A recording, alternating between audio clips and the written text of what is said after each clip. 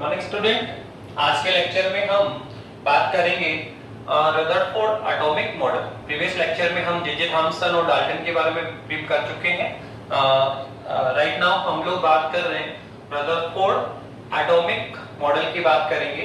Rutherford ने अपना atomic model देने के लिए एक प्रैक्टिकल किया, एक प्रैक्टिकल अरेंजमेंट किया। इस अरेंजमेंट में उसने क्या किया सर, अल्फा पार्टिकल्स लिए।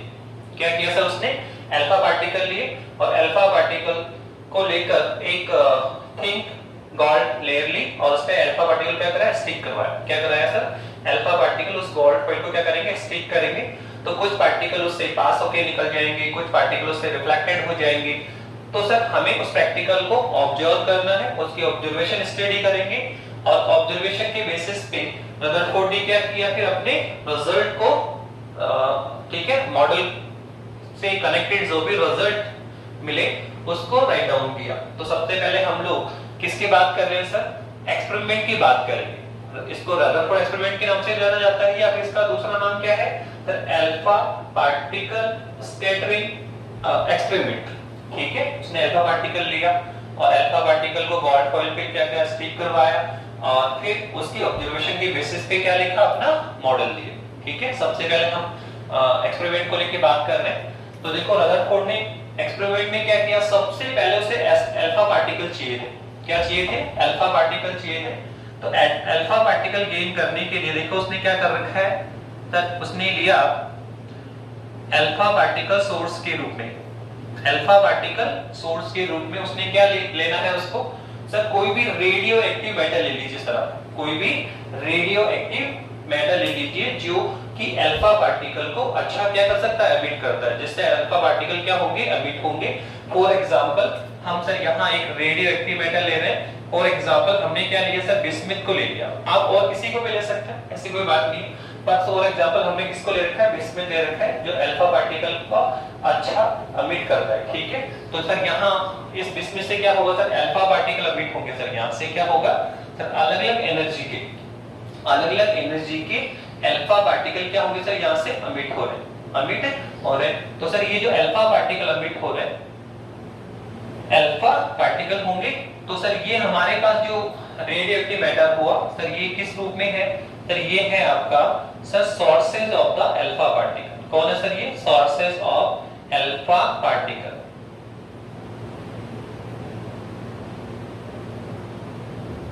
ओके, तो सोर्स अल्फा पार्टिकल ग्रुप में कौन है सर, बिस्मिथ है। यहां से अल्फा पार्टिकल एमिट होंगे और सर आगे की डायरेक्शन में क्या कर रहे हैं सर, फॉरवर्ड कर रहे हैं। तो देखो यहां जो अल्फा पार्टिकल होंगे सर वो हर डायरेक्शन में फ्लो करेंगे सर, अपवर्ड डायरेक्शन में भी जाएगा सर, डाउनवर्ड डायरेक्शन में जाएगा, स्ट्रेट डायरेक्शन में भी जाएगा।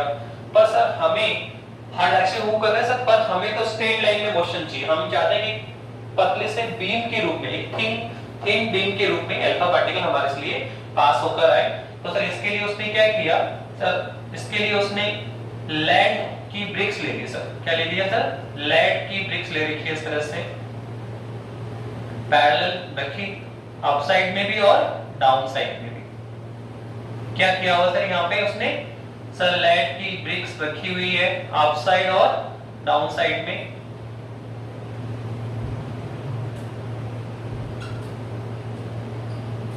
लेड की ब्रिक्स ले ली और क्या कर रखा है सब, अप साइड में भी रख दिया और डाउन साइड में भी रख दिया और बिटवीन एक स्मॉल सा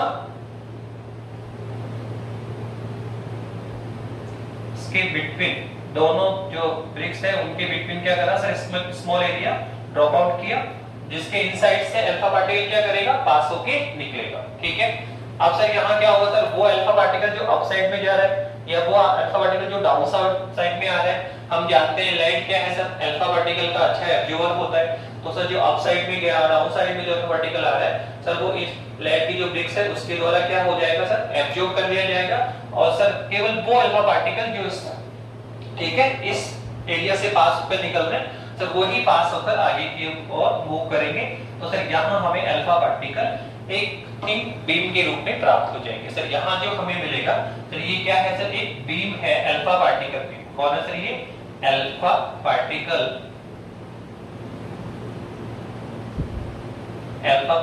बीम। ओके, तो सर अल्फा पार्टिकल बीम के रूप में हमने गेट कर ली। यहाँ तक हमने क्या किया सर, शॉर्ट कुछ नहीं कर सर, एक अल्फा पार्टिकल सोर्स लिया, सोर्स के रूप में हमने बिस्मिथ को ले रखा है, यहाँ से अल्फा पार्टिकल क्या होंगे, एमिट होंगे। सर जो अल्फा पार्टिकल एमिट हो रहे हैं सर उनको हमने क्या किया सर, लेड की ब्रिक्स के बिटवीन हमने इसको पास करवा लिया और एक बारीक बीम के रूप में हमने इसको गेन कर लिया। फिर इसके बाद में क्या करना है सर, बताया था आपने कि अल्फा पार्टिकल लेकर उसको एक गोल्ड फॉइल के ऊपर क्या करेगा, स्टिक करेगा। तो हमें क्या करना सर, एक गोल्ड फॉइल लेना है। क्या लेना सर, एक गोल्ड फॉइल लेंगे। तो सर यहाँ पर इस तरह से हमें गोल्ड फॉइल यूज करेंगे, इस तरह से हमने एक गोल्ड फॉइल ले ली है यहाँ पे। ओके, तो ये अल्फा पार्टिकल इस गोल्ड फॉइल को आके यहाँ क्या स्टिक करेगा। तो अब सबसे इंपॉर्टेंट पार्ट ये है कि सर ये जो गोल्ड फॉइल आप ले रहे हैं सर, ये बहुत ही ज्यादा थिन लेनी है आपको, बहुत ज्यादा पतली लेनी है आपको, ठीक है। ये जो गोल्ड फॉइल है सर, आपको क्या करना है सर, इसको बहुत ज्यादा पतला लेना है। Think gold foil, gold foil, ठीक है। इसको बहुत ही ज्यादा थिन लिया जाता है। अगर हम इसकी थिकनेस की बात करें तो बहुत ही कम होगा सर, कितनी होगी, अराउंडिंग 10 की पावर -6 मीटर टू 10 की पावर -8 मीटर। आपको जो गोल्ड फॉइल लेना है यहाँ पे सर, उसको बहुत थिन लेना है। इसकी थिकनेस लगभग कितनी होनी चाहिए, 10 की पावर -6 मीटर टू 10 की पावर -8 मीटर। इसको इतना पतला रखना है आपको, इतना थिन रखना है कि सपोज करो ये इस रूप में हो, एक सिंगल लेयर के रूप में हो। जैसे आप देखो हमारे पास कोई गोल्ड का मेटल, ठीक है, कोई भी गोल्ड का पीस है, उसमें क्या होगा sir, gold first layer gold का, फिर सेकंड लेयर गोल्ड का, फिर थर्ड लेयर, फिर फोर्थ लेयर, तो बहुत सारी लेयर मिलकर एक मेटल का डेवलपमेंट होता है। तो सर हमें यहाँ पे ऐसा करना है कि सर एक सिंगल लेयर ही हो, सेकंड या थर्ड लेयर हमें नहीं लेना है। तो यहाँ पर एक बहुत पतली परत के रूप में होगा, ये single layer of the gold होगा। क्या होना चाहिए सर, ये सिंगल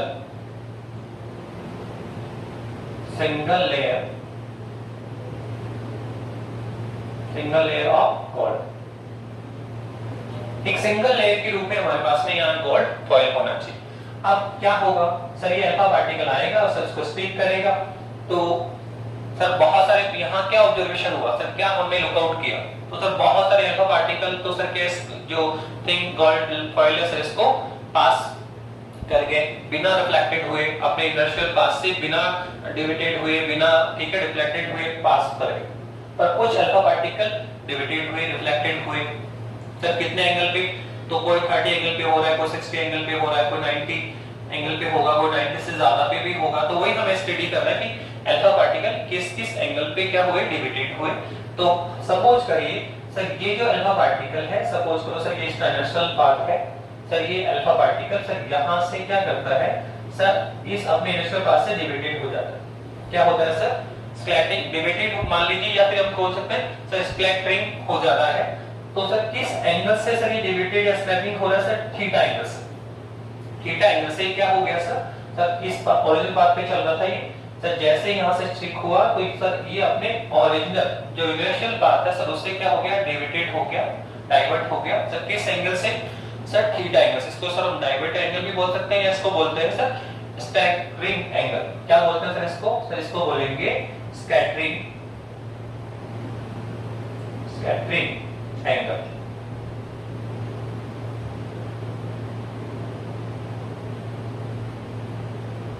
ओके, अब ये अल्फा पार्टिकल जो स्कैटरिंग होके आगे जा रहा है सर, इसको हमें ऑब्जर्व करना है, ठीक है। तो उसके लिए सामने हमने क्या सर, एक स्केल ले रखी, क्या ले रखी सर, एक स्केल ले रखी है जिस पर सर हमने जेडएनएस का लेप किया हुआ है। एक हमने क्या लिया सर, एक स्केल ले रखी है जिस पर हमने क्या किया हुआ है सर, जेडएनएस का लेप किया हुआ है, ठीक है। क्यों सर हमने यहाँ जेडएनएस का लेप क्यों किया, ठीक रीजन, क्योंकि जैसे ये अल्फा पार्टिकल यहाँ इसको स्टिक करता है तो ये जो जेडएनएस का हमने लेप कर रखा है उसके कारण हमें सर इस पॉइंट पे जहां ये स्टिक करेगा, जहां ये स्टिक करेगा सर, वहां पर क्या होगा सर, एक लाइट फ्लैश होगी। क्या होगा सर, एक लाइट फ्लैश हमें होगी, जिससे हम इजीली देख पाएंगे कि अल्फा पार्टिकल किस पोजीशन पे आकर स्क्रीन को क्या कर रहा है, स्ट्राइक कर रहा है, ठीक है, किस पॉइंट पे। अगर आपको लाइट फ्लैश यहां देखने को मिला तो आप कहेंगे सर अल्फा पार्टिकल यहां पे स्टिक कर रहा है। अगर आप लाइट फ्लैश इस पॉइंट पे देखते हैं तो आप बोलोगे सर यहाँ अल्फा पार्टिकल स्टिक कर रहे हैं, सर यहाँ भी लाइट फ्लैश देखने को मिल सकता है। तो आपको यही देखना है सर लाइट फ्लैश हम कहाँ देख लुक आउट कर पा रहे हैं, जिस पॉइंट पर आके अल्फा पार्टिकल स्टिक करेगा सर वहां पर हमें लाइट फ्लैश दिखेगा। पर इस लाइट फ्लैश को भी हम सोच रहे हैं सर आइज की बेसिस पे हम इसको ऑब्जर्व कर लेंगे, सर नहीं सर, इसके लिए हमें किसकी आवश्यकता होती है सर, हमें डिटेक्टर चाहिएगा। क्या चाहिएगा सर, डिटेक्टर चाहिएगा जो इस लाइट फ्लैश पर ऑब्जर्व करता है या अल्फा पार्टिकल किस पॉइंट पर इस स्क्रीन को आके स्ट्रिक कर रहा है, ठीक है, उसको ये क्या करेगा, डिटेक्ट करेगा। और साथ में भी ध्यान रखना कि सर ये जो डिटेक्टर है सर वो इसको हम क्या कर सकते हैं, स्केल पे घुमा सकते हैं, स्क्रीन पे क्या कर सकता है, घूम सकता है। आप इसको रोटेट कर भी सर कितना सर कंप्लीट इसको 360 तक रोटेट किया जा सकता है। ऐसा नहीं कि सर ये स्क्रीन केवल इतना ही हो रहा है सर, ये स्क्रीन एक्चुअल में देखो आप इस तरह से चल रहा है, यूं करके पूरा 360 पे घूमेगा सर। ये क्यों सर 360 पे क्यों घूमेगा, क्योंकि अभी आप आगे चल के देखना कि जो अल्फा पार्टिकल सर किस एंगल पे स्कैटरिंग करेगा या डाइवर्ट होगा सर, वो कितना होना चाहिए, तो सर वो 30 degree, 15 degree, 60 degree, more than 90 degree भी हो सकता है। सर मोर देन 90 डिग्री का क्या हुआ सर, मोर देन 90 का ये हुआ सर, ये आपका अल्फा ये फॉइल है सर, ये अल्फा पार्टिकल यहाँ पे आया सर, ये कौन है 90 है, तो सर ये क्या हुआ 90 से भी ज्यादा, तो देखो इस तरह से आएगी और इस तरह जाएगा। तो जब इधर रिफ्लेक्ट होगा तो सर उसे देखने के लिए हमें क्या करना पड़ेगा सर, ये जो स्क्रीन है सर वो इस तरह से पूरे राउंड शेप में होगी सर, ये स्क्रीन, ठीक है, स्क्रीन एक पूरे राउंड शेप में होगी और केवल एक छोटा सा पास होगा जहां से अल्फा पार्टिकल एंटर करेगा। जैसे हम समझ सकते हैं कि एक आपका क्रिकेट का ग्राउंड मान लीजिए पूरा, ठीक है, तो उसकी जो पूरी बाउंड्री है सर, आप देखो लास्ट में क्लोज हो रहा है, तो सर जो पूरी जो बाउंड्री है सर वो किस रूप में सर, स्क्रीन के रूप में है। अल्फा पार्टिकल यहाँ पे स्टिक कर सकता है, यहाँ पे स्टिक कर सकता है, यहाँ पे स्टिक कर सकता है, यहाँ पे स्टिक कर सकता है, ठीक है, केवल एक छोटा सा एंट्रेंस होगा जिसके अंदर से अल्फा पार्टिकल पास हो रहा है। ओके, तो ये प्रैक्टिकल अरेंजमेंट किया रदरफोर्ड ने अपना मॉडल रिप्रेजेंट करने के लिए। सिंपल सा उसने अल्फा पार्टिकल सोर्स लिया है, वहां से अल्फा पार्टिकल उसने एमिट करवाए, अल्फा पार्टिकल को एक बीम के रूप में गेन करने के लिए उसने क्या कर रखा है सर, लाइट की ब्रिक्स ले रखी है। तो लाइट क्या करेगा सर, जो आउटवर्ड साइड में जो अल्फा पार्टिकल जा रहे हैं उनको एब्जॉर्ब कर लेगा, केवल इसकी बिटवीन जो बहुत माइनर गैप है सर उससे ही अल्फा पार्टिकल पास होगा और सर एक बीम के रूप में हमें गेन हो जाएगा। इसके बाद में सर जो हमें अल्फा पार्टिकल का बीम मिला सर, उसको हमने क्या किया सर, एक थिन गोल्ड फॉइल ले ली, ओके, और इस पे क्या करा है, स्टिक करा है, और फिर क्या देखा कि अल्फा पार्टिकल इस जो ये जो थिन गोल्ड फॉइल है सर उसको पास करके निकल रहे हैं, कोई अपने इनर्शियल पास से डाइवर्ट हो गया है सर, डाइवर्ट 30 एंगल पे, 60 पे, 90 पे, ठीक है। फिर ये जो डाइवर्ट होकर एंगल निकल रहे हैं या बिना विदाउट अनडाइवर्टेड जो अल्फा पार्टिकल है सर, उनको ऑब्जर्व करने के लिए हमने सामने क्या बना रखी, स्किन बना रखी, स्किन पर हमने सर जैलिनस का लेप कर रखा है। तो अलग-अलग एंगल पर जो डाइवर्टेड अल्फा पार्टिकल आते हैं सर, वो आके इस स्क्रीन को क्या करते हैं, स्टिक करते हैं, और जहां अल्फा पार्टिकल स्टिक करेगा सर वहां एक लाइट फ्लैश होता है जिसको हम नेगेटिव की साइड से क्या कर लेते हैं, एब्जॉर्ब कर लेते हैं।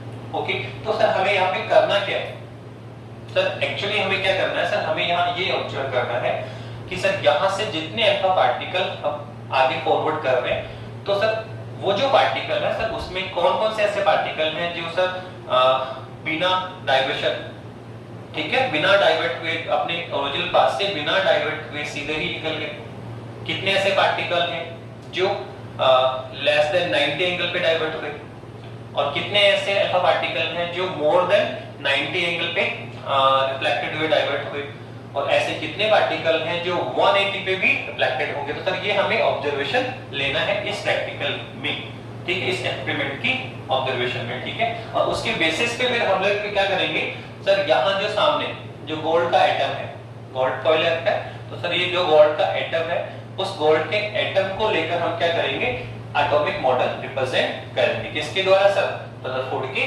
द्वारा। तो अब हमारा नेक्स्ट टॉपिक ये होगा सर, इस प्रैक्टिकल के क्या-क्या हमें ऑब्जर्वेशन मिले। इस प्रैक्टिकल के ऑब्जर्वेशन देखो, सबसे पहला ऑब्जर्वेशन हम किसकी बात कर रहे हैं सर, ऑब्जर्वेशन की बात कर रहे हैं।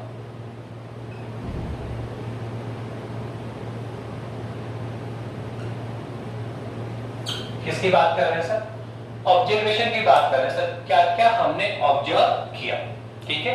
ऑब्जर्वेशन लेंगे, प्रैक्टिकल की ऑब्जर्वेशन लेंगे और उसके बाद में क्या डिस्प्ले करेंगे सर, रिजल्ट्स। ऑब्जर्वेशन के बाद में क्या हम रिजल्ट की बात करेंगे। तो हम इस डायग्राम को कर रहे हैं, आप स्क्रीनशॉट ले लीजिए इसका और आप बना लीजिए।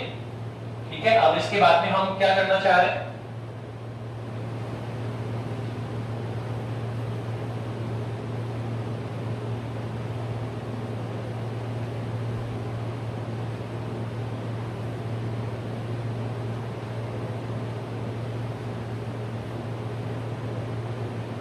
देखिए हमने अभी भी जो प्रैक्टिकल अरेंजमेंट किया सर, उसमें हमें क्या क्या ऑब्जर्वेशन मिला।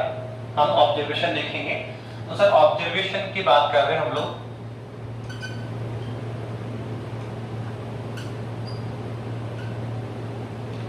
सर क्या क्या हमने ऑब्जर्वेशन फाइंड की। ऑब्जर्वेशन फाइंड करने के लिए हम एक आरेख ड्रॉ करेंगे। हम एक आरेख ड्रॉ कर रहे हैं। सर कैसा आरेख ड्रॉ कर रहे हैं, तो सर यहां तो हमने क्या ले रखा है, नंबर ऑफ पार्टिकल। क्या लिया sir, number of alpha particle लिया। और सर यहां हम ले रहे हैं थीटा। सर थीटा को एंगल, सर कौन सा एंगल, तो सर पता है आपको ये कौन सा है सर, स्कैटरिंग एंगल या डायवर्टेड एंगल। कौन है सर ये, सर स्कैटरिंग एंगल। ओके, और सर यहां आपने क्या ले रखा है, सर ये हमने ले रखा है नंबर ऑफ अल्फा पार्टिकल। किस एंगल पे कितने नंबर ऑफ अल्फा पार्टिकल क्या हुए सर, स्कैटरिंग हुए। क्या हुए सर, स्कैटरिंग हो रहे हैं या डिविडेट हुए या डाइवर्ट हुए। ठीक है, किस किस एंगल पे कितने नंबर में अल्फा पार्टिकल्स थे। 30 डिग्री पे कितना अल्फा पार्टिकल डाइवर्ट हो रहे हैं, 60 डिग्री पे कितने अल्फा पार्टिकल डाइवर्ट होंगे। तो ये है sir number of alpha particle, number of deviated alpha particle. ये कौन है सर आपका, तो ये है आपका नंबर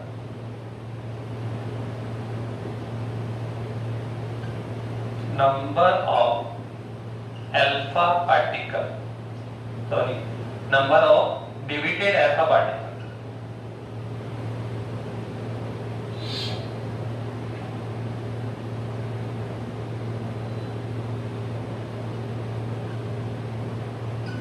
कौन है सर ये, number of deviated alpha particle.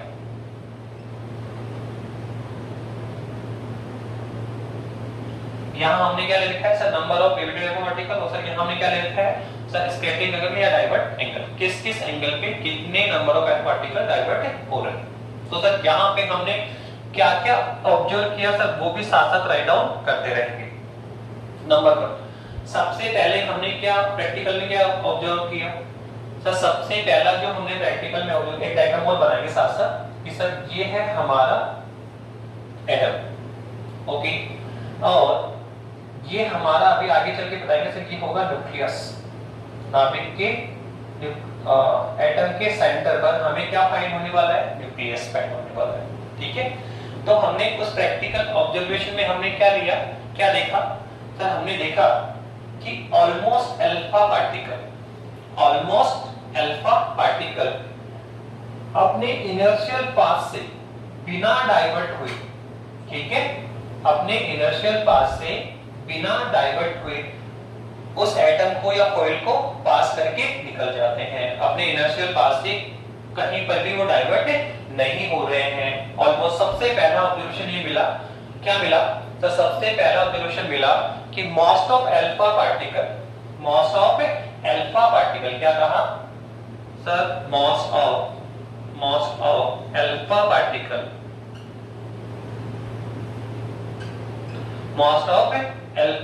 Particle कितना सर, आप परसेंटेज देखें तो लिखेंगे 99.86%। ऑलमोस्ट 100% ही हो गया, मतलब ऑलमोस्ट 100%। बहुत कम स्मॉल नंबर्स में अल्फा पार्टिकल होंगे जो क्या होंगे सर, अपने इनर्शियल पाथ से क्या होंगे, डाइवर्टेड होंगे। क्या होंगे, डाइवर्टेड होंगे। अभी तो फिलहाल हम कह रहे हैं कि मोस्ट ऑफ अल्फा पार्टिकल कितने सर, 99.86% जो पार्टिकल थे सर वो क्या रहे सर, वेंट अनडिविडेड। क्या हुए सर, ये वेंट पास हो गए, वेंट अनडिविडेड।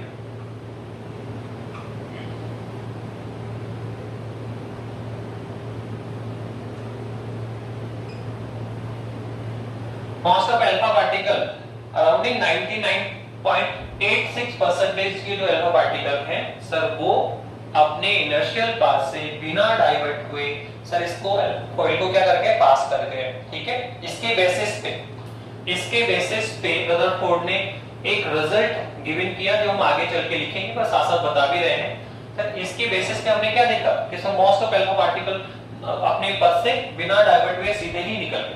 तो इस बेस पे रदरफोर्ड ने अपना एक रिजल्ट दिया कि जो एटम है उसका मोस्ट ऑफ पार्ट, एटम का जो मोस्ट ऑफ पार्ट है सर वो क्या है, एम्प्टी है। क्या है सर, एम्प्टी है, खाली स्पेस पड़ा हुआ है।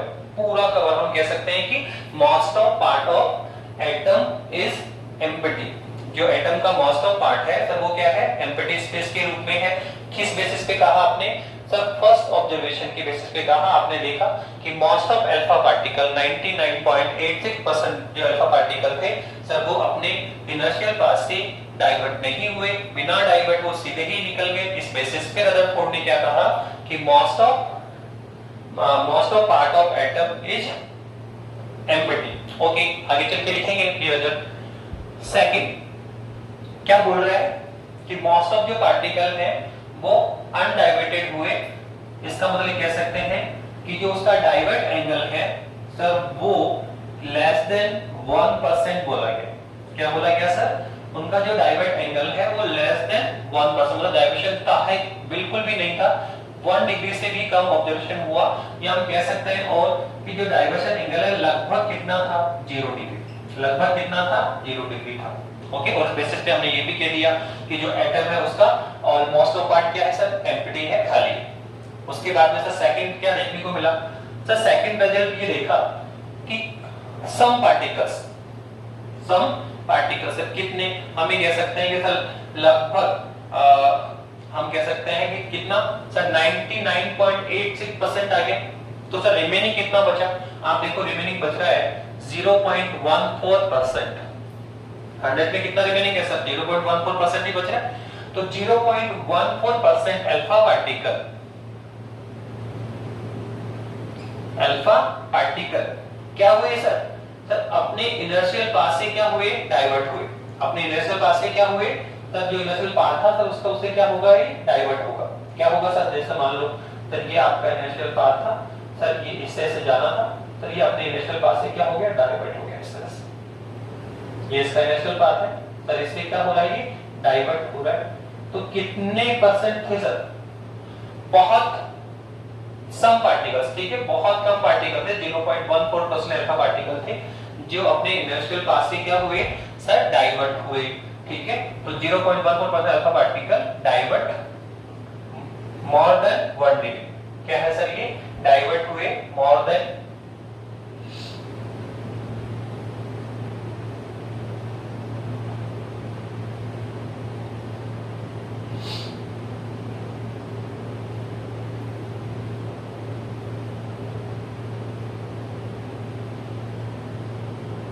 0.14% अल्फा पार्टिकल क्या हो रहे हैं सर, ये डाइवर्ट हो रहे हैं सर।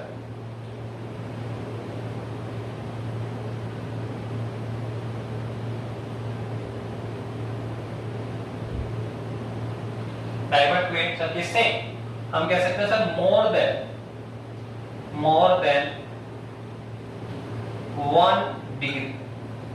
क्या नहीं मतलब ये हुआ सर, यहां जो डाइवर्ट एंगल होगा सर वो कितना होगा सर, 1 डिग्री से ज्यादा होगा। कितना सर, 0.14% अल्फा पार्टिकल डाइवर्ट हुए मोर देन 1 डिग्री। मतलब ऑलमोस्ट पार्टिकल तो क्या थे सर, अपने इनर्शियल पाथ से डाइवर्ट ही नहीं हुए, जिससे क्या हमने बोला सर, यहाँ जो डाइवर्ट एंगल कितना है, ऑलमोस्ट 0 है। पर 0.14% अल्फा पार्टिकल ऐसे थे जो अपने इनर्शियल पाथ से क्या हुए, डाइवर्ट हुए, जिनका डाइवर्ट एंगल कितना था, 1 डिग्री से ज्यादा था। तो सर ये डाइवर्शन हुआ, तो उस बेसिस पे उसने क्या रिजल्ट दिया, रदरफोर्ड ने जिससे डाइवर्शन देखा कि कुछ पार्टिकल, ठीक है, 1 डिग्री से ज्यादा एंगल पे डाइवर्ट हुए। सेकंड उसने ये भी देखा, थर्ड क्या कि सर 1 अल्फा पार्टिकल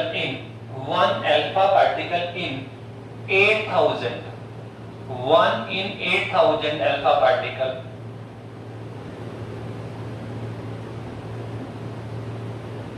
क्या कहा 8000 अल्फा पार्टिकल में से 1 अल्फा पार्टिकल ऐसा था, 1 पार्टिकल ऐसा था जो कि सर डाइवर्ट हुआ more than 90 degree, more than 90 degree हुआ। उसने क्या कहा 8000 अल्फा पार्टिकल में से एक अल्फा पार्टिकल ऐसा ऑब्जर्व किया गया जो कि क्या हुआ सर 90 डिग्री से ज्यादा एंगल पे, ठीक है, डाइवर्ट हुआ। क्या हुआ था ये डाइवर्ट हुआ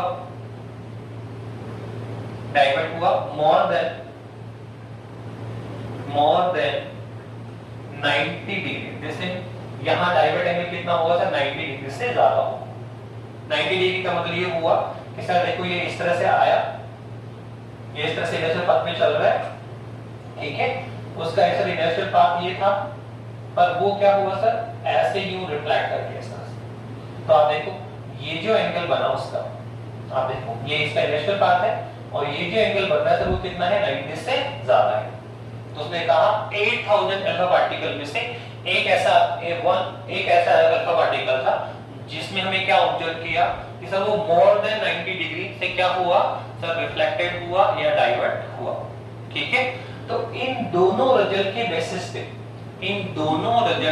बेसिस पे रदरफोर्ड ने कहीं न कहीं ये ऑब्जर्व किया, उसने एक इंपॉर्टेंट डिस्कशन दिया कि जो ये एटम है, ये जो आपका एटम है उसके सेंटर पर, इसके सेंटर पर कुछ पॉजिटिव चार्ज होना चाहिए, कुछ पॉजिटिव चार्ज होना चाहिए। भाई सिंपल सा क्वेश्चन है कि सर ये आपका अल्फा पार्टिकल आ रहा है सर, सामने से देखिए ये आपका अल्फा पार्टिकल इस तरह मूव करके आ रहा है, तो सर यहाँ पे ये ऐसा क्या है सर, ये अल्फा पार्टिकल इस तरह से आ रहा है, तो सर ये रिफ्लेक्ट क्यों हो रहा है अपने ओरिजिनल पाथ से रिफ्लेक्ट हो। माना कि सर 99% ऑलमोस्ट अल्फा पार्टिकल अपने पाथ से डाइवर्ट नहीं हुए, और सर 0.14% तो पार्टिकल डाइवर्ट हो रहे हैं। तो सर क्या रीजन है, तो उसके इस ऑब्जर्वेशन के बेसिस पे रदरफोर्ड ने ये बताया कि एटम में डेफिनेटली कुछ पॉजिटिव प्रेजेंट होना चाहिए, बहुत ज्यादा पॉजिटिव नहीं कह सकते, कुछ पॉजिटिव इसमें प्रेजेंट होना चाहिए, वो भी सर स्मॉल एरिया में।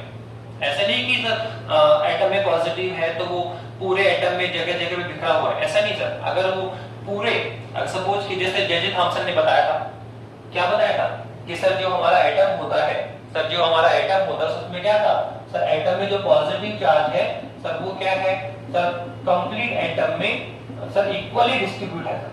क्या बोलता है उसने सर कि एटम में जो पॉजिटिव, जितना पॉजिटिव उतना ही नेगेटिव है सर उसमें, और जो पॉजिटिव है सर वो क्या है सर पूरे एटम में सर इक्वली डिस्ट्रीब्यूट है, और जो नेगेटिव है सर वो नेगेटिव इसके कहीं बीच बीच में, ठीक है, रखे हुए हैं। जैसे हम बताया था पलम पुडिंग मॉडल, क्या बताया गया था सर पलम पुडिंग मॉडल, ठीक है। जैसे हम कह सकते हैं कि वाटरमेलन होता है, तो वाटरमेलन में जैसे जगह जगह पे क्या लगे होते हैं सर, बीज सीड लगे होते हैं, बीज लगे होते हैं सर, वैसे ही नेगेटिव इस एटम में जगह जगह पे क्या होता है बिखरा हुआ रहता है, और पॉजिटिव सर इस पूरे एटम में स्मूथली इक्वली डिस्ट्रीब्यूट होता है। ये किसने बताया था, जे थॉमसन ने। लेकिन रदरफोर्ड इससे ठीक है कहीं न कहीं सेटिस्फाइड नहीं है। उसने कहा कि जो एटम में पॉजिटिव होता है, एटम में जो पॉजिटिव है सर वो इस इक्वली डिस्ट्रीब्यूट नहीं है सर, पूरे एटम में डिस्ट्रीब्यूट नहीं है, वो कहीं न कहीं छोटे से स्पेस में, कहीं न कहीं एक छोटे से स्पेस में क्या है सर रखा हुआ है। और देखो डाइवर्शन क्यों हो रहा है अल्फा पार्टिकल का, क्यों सर आने वाला अल्फा पार्टिकल क्या है सर, हम जानते हैं अल्फा पार्टिकल क्या होता है, हीलियम नाभिक होता है 2He4, क्या होता है सर 2He हीलियम नाभिक होता है सर, ये क्या होता है पॉजिटिव होता है, क्या होता है पॉजिटिव होता है सर। आने वाला अल्फा पार्टिकल क्या है पॉजिटिव, इसके सेंटर पर या स्मॉल एरिया में क्या रखा है पॉजिटिव, तो सर दोनों में क्या होगा सर रिफ्लेक्शन होगा सर, दोनों एक दूसरे को क्या करेंगे रिपेल करेंगे। सर ये अल्फा पार्टिकल आ रहा है सर, ये अल्फा पार्टिकल है, दोनों में क्या हुआ रिपेल हुआ, तो सर ये अपने पास से क्या हो रहा है डाइवर्ट हो रहा है। तो जैसे उसने देखा कि कुछ अल्फा पार्टिकल ठीक है मोर देन 1 डिग्री डाइवर्ट हुए, 8000 अल्फा पार्टिकल में से एक ऐसा पार्टिकल था, अल्फा पार्टिकल था जो सर 90 डिग्री से अधिक एंगल पर क्या हुआ मोर देन 90 डिग्री डाइवर्ट हुआ। तो इस बेसिस पे उसने कहा कि इस एटम के सेंटर पर या एटम में एक छोटा सा स्पेस ऐसा होगा जहां पर पॉजिटिव क्या करता है स्टैंड करता है, पॉजिटिव क्या करता है स्टैंड करता है। और लास्ट में उसने एक इंपॉर्टेंट रिजल्ट और देखा, क्या कहना चाह रहा है वो लास्ट में उसने कहा कि one of alpha particle, one in alpha particle, एक ऐसा अल्फा पार्टिकल था कितने में सर 10 की पावर 6 अल्फा पार्टिकल्स में, 10 की पावर 6 अल्फा पार्टिकल में से एक ऐसा अल्फा पार्टिकल था, 10 की पावर 6 मतलब 10 लाख, कितना हो गया सर ये 10 लाख अल्फा पार्टिकल हुए। तो 10 लाख अल्फा पार्टिकल में से एक ऐसा पार्टिकल था, अल्फा पार्टिकल था जो क्या है सर, डाइवर्ट हुआ। वो सर क्या हुआ सर, वो डाइवर्ट हुआ किस पर सर, डाइवर्टेड अराउंड 180 डिग्री पर।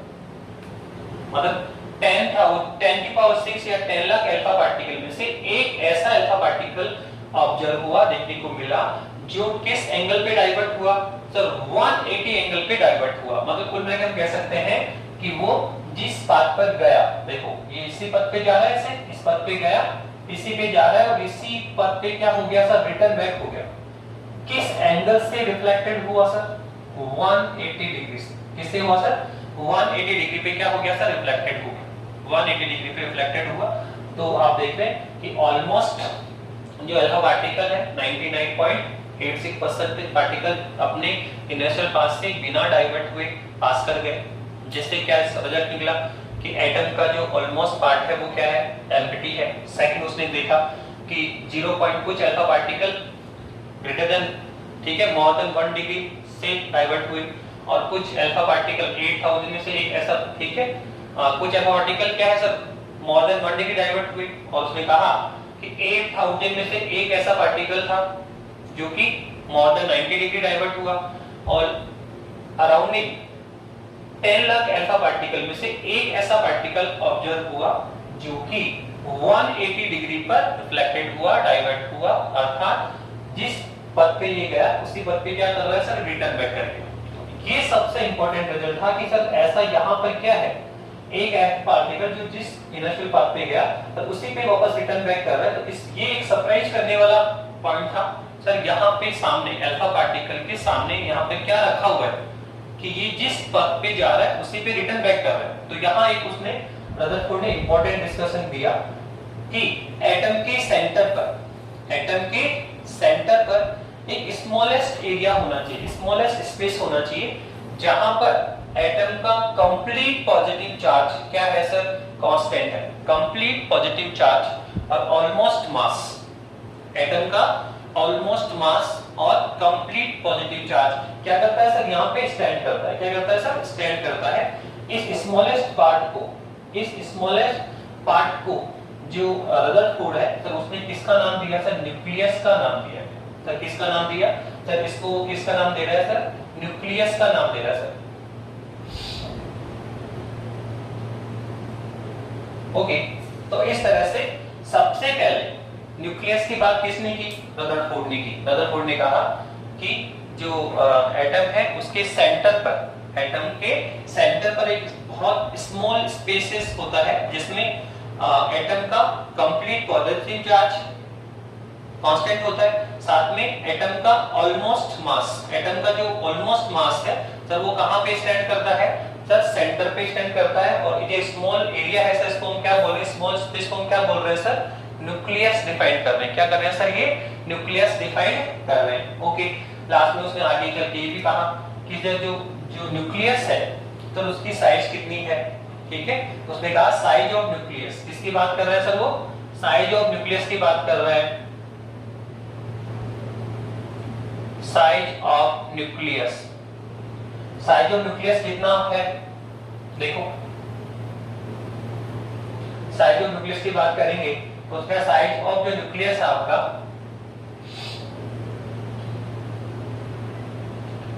10⁻⁻15 मीटर। जो हम न्यूक्लियस की बात कर रहे हैं सर, उसकी साइज कितनी है, तो सब बहुत ही स्मॉलेस्ट साइज की होती है। जब कितनी होती है सर, 10⁻⁻15 मीटर होती है, ठीक है। आपको कुछ टेक्स्ट बुक्स में 10⁻⁻40 मीटर भी होगा, पर ये जो डेटा है सर वो एनसीईआरटी टेक्स्ट बुक का है, 10⁻⁻15 मीटर दे रखा है। और सर अगर हम बात करें सर किसकी, सर बात करें साइज ऑफ एटम की बात करो, सर एटम की साइज कितनी होती है, तो सर जे थॉमसन ने बताया था कि जो एटम की साइज होती है 10⁻⁻10 मीटर होती है। तो जो हमारा न्यूक्लियस है, जो न्यूक्लियस है आप ये देख सकते हैं कि सर ये है हमारा एटम, ठीक है, उसकी साइज कितनी है 10⁻⁻10 मीटर।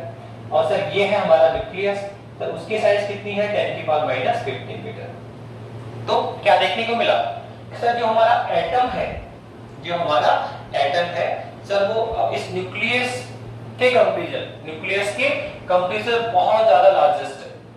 हमारा जो एटम है सर वो तो बहुत ज्यादा लार्जेस्ट है, और उसके सेंटर पर एक पॉइंट वाइज के रूप में कौन है सर, न्यूक्लियस है।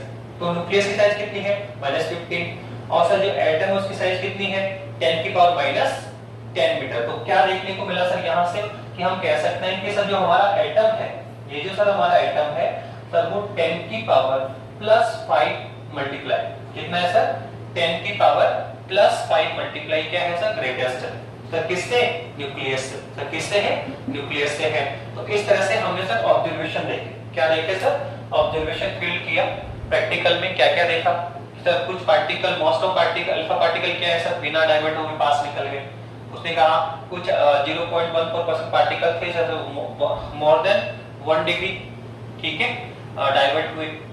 और 8000 अल्फा पार्टिकल में से एक ऐसा पार्टिकल था जो कि मोर देन 90 डिग्री डाइवर्ट हुआ। तो इन ऑब्जर्वेशन के बेसिस पे सेकंड, थर्ड एंड फोर्थ, उसके बेसिस पे रदरफोर्ड ने ये बताया कि एटम के इनसाइड कुछ पॉजिटिव चार्ज होना चाहिए, और साथ में ये भी बता रहा है कि जो पॉजिटिव चार्ज है सर वो पूरे एटम में सर इक्वली डिस्ट्रीब्यूट नहीं है, क्योंकि अगर सर पूरे एटम में इक्वली डिस्ट्रीब्यूट होता तो सर ये जो अल्फा पार्टिकल बिना डाइवर्ट हुए पास हो रहा है सर, ये भी क्या होगा सर, पॉजिटिव अगर यहाँ होगा, देखो पॉजिटिव अगर यहाँ पर भी होता तो सर ये पॉजिटिव और ये कौन है, अल्फा पार्टिकल, तो दोनों में क्या होगा, रिफ्लेक्शन होगा। तो सर ये अल्फा पार्टिकल भी क्या होगा, अपने पास से क्या होगा, डाइवर्ट होगा। ये वाला भी क्या होगा, डाइवर्ट होगा। ये वाले भी क्या होंगे, डाइवर्ट होंगे। अगर पॉजिटिव पूरे एटम में होगा तो सर डेफिनेटली क्या होगा सर, वो एवरी अल्फा पार्टिकल क्या होगा, डाइवर्ट होगा। जबकि ऐसा नहीं है sir, most of alpha particle बिना डाइवर्ट हुए पास हुए। इससे क्या क्लियर है कि जो पॉजिटिव है सर वो पूरे एटम में डिस्ट्रीब्यूट नहीं है, वो एक स्मॉल एरिया में सेंटर पर कांस्टेंट है। इस स्मॉल एरिया को उसने किसका नाम दिया है सर, न्यूक्लियस का नाम दिया है। साथ में उस न्यूक्लियस की साइज भी बोल रहा है, क्या बोल रहा है, साइज बोला 10 की पावर माइनस कितना है 15 मीटर है, और सर साइज ऑफ एटम कितना है 10 की पावर माइनस 10 मीटर। इस बेसिस पे वो कह रहा है कि एटम की जो साइज है सर वो न्यूक्लियस से बहुत ज्यादा लार्जेस्ट है। कितना सर, 10। जो हमारा एटम है सर न्यूक्लियस के कंपैरिजन 10 की पावर प्लस 5 मल्टीप्लाई ग्रेटर होता है, ठीक है। इसके बेसिस पे उसने अपने रिजल्ट्स लिखे, क्या लिखे बेटा, रिजल्ट्स लिख रहा है। देखो ये तो सारे ऑब्जर्वेशन ले लिए उन्होंने, ये तो सारे क्या लिए, ऑब्जर्वेशन ले लिए। अब इस ऑब्जर्वेशन के बेसिस पे उसने रिजल्ट फाइंड किए। साथ में देखो ये जो आपके ऑब्जर्वेशन थे उसने क्या किया, ग्राफ ड्रॉ किया।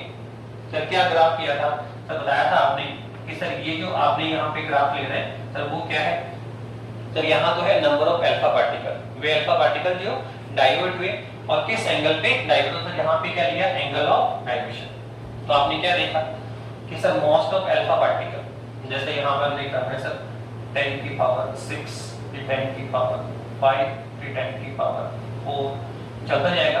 सपोज करो यहाँ 10 की पावर 1, और सर ये क्या आएगा 0, ये क्या आएगा 0, और सर ये है एंगल क्या sir 0 degree, 1 degree, 2 degree, sir ये एंगल क्या आ जाएगा।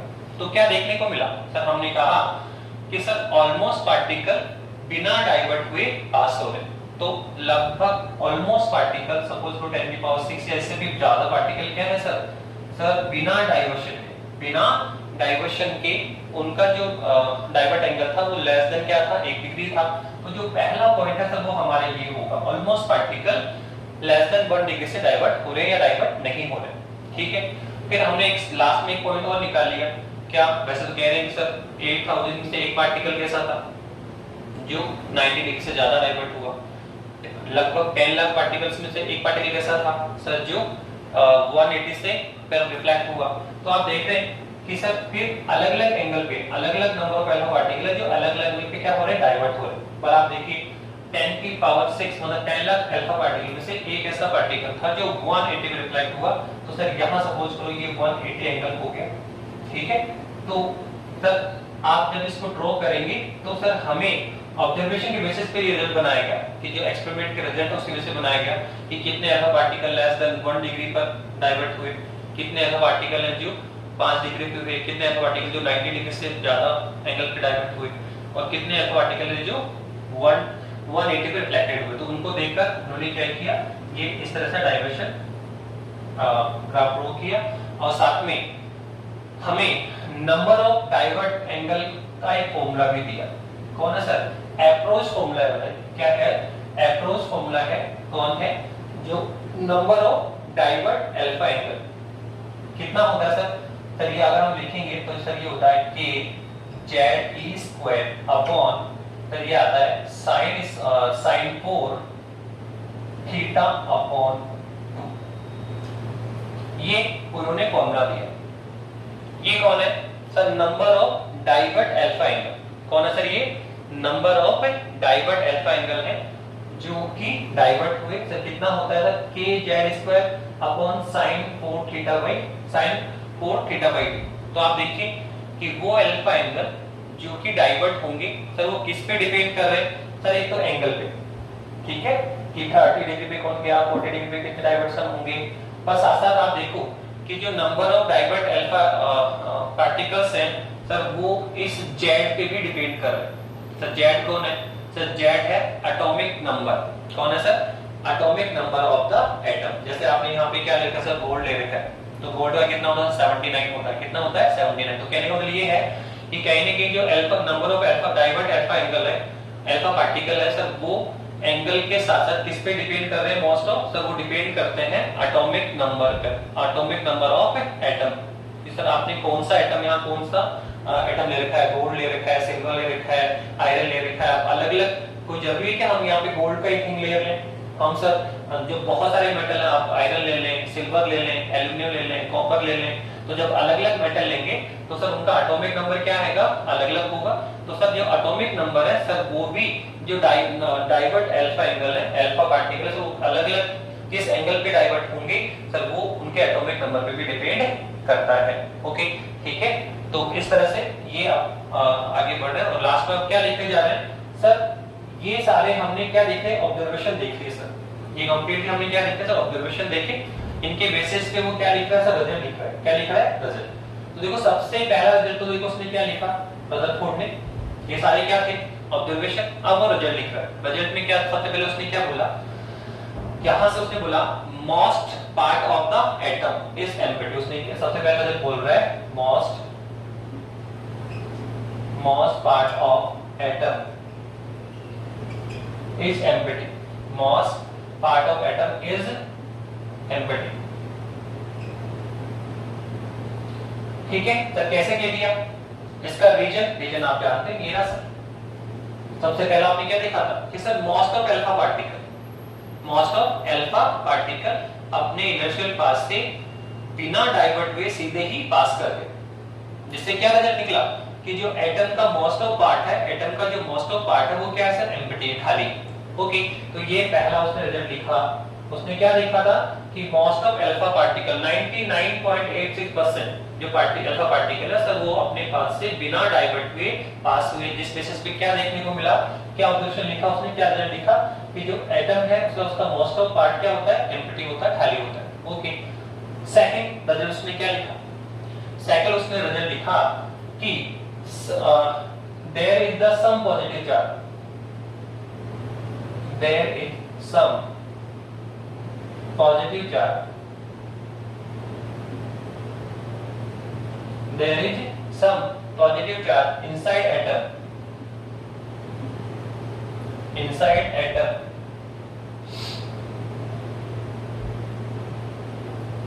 inside atom a small space,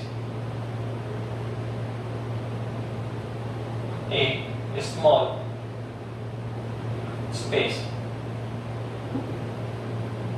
क्या कहना चाह रहा है कि एटम के इनसाइड एक स्मॉल स्पेसेस में क्या होना चाहिए सर? पॉजिटिव चार्ज होना चाहिए। क्या होना चाहिए? पॉजिटिव चार्ज होना चाहिए। किस बेसिस पे उसने कहा सर? ये रहा कि 0.14% अल्फा पार्टिकल क्या हुई? डाइवर्ट है सर किस पे?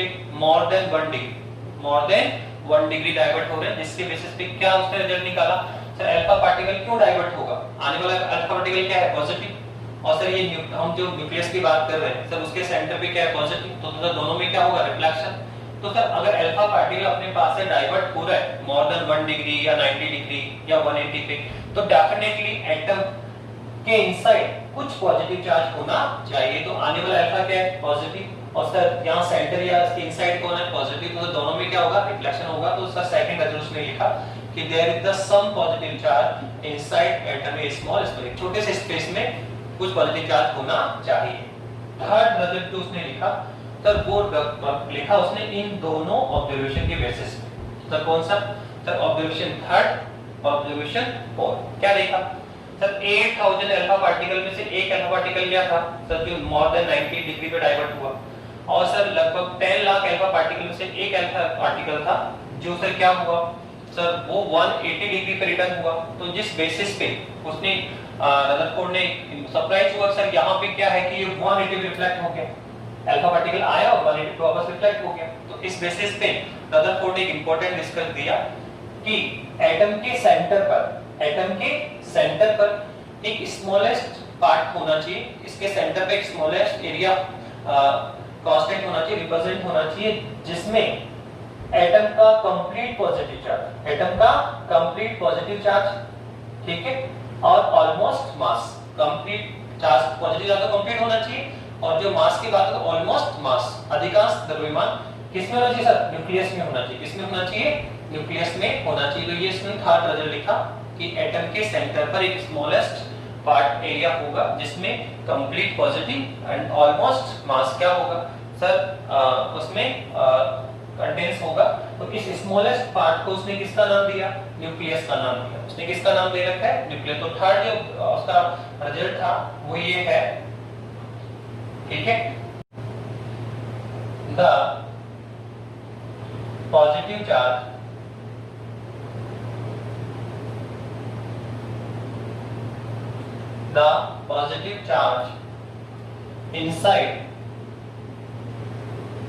inside atom, the positive charge inside atom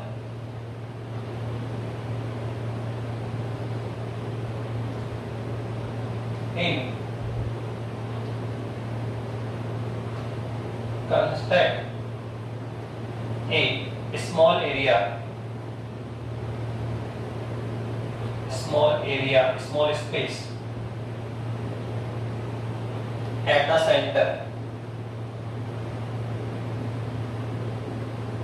center of atom is called nucleus.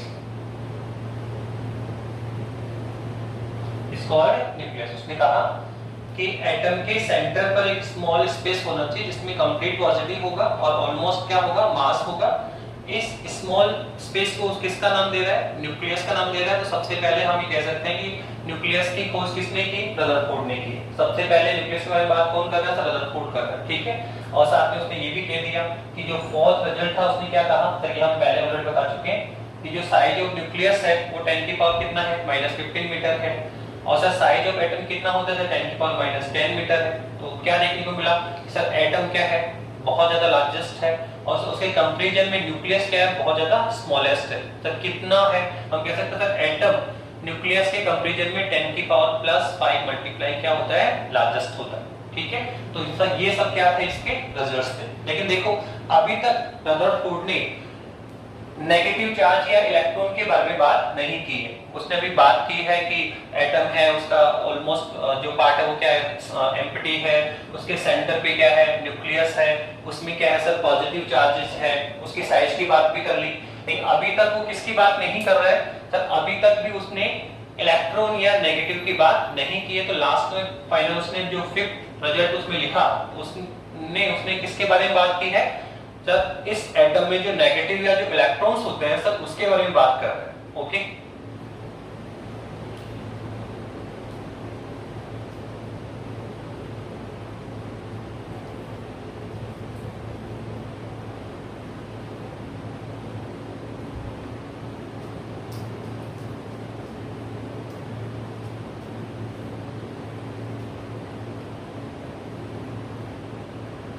देखिए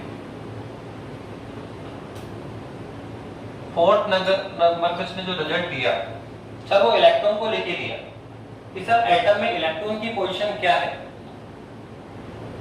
अपने एटम में सर इलेक्ट्रॉन की पोजीशन क्या होगी सर, इसको लेके बात करना चाह रहा है। तो देखो क्या कहना चाह रहा है कि सर ये हमारा एटम है, सर ये कौन है आपका न्यूक्लियस है, जिसमें सर क्या है सर कंप्लीट पॉजिटिव एग्जिट करता है।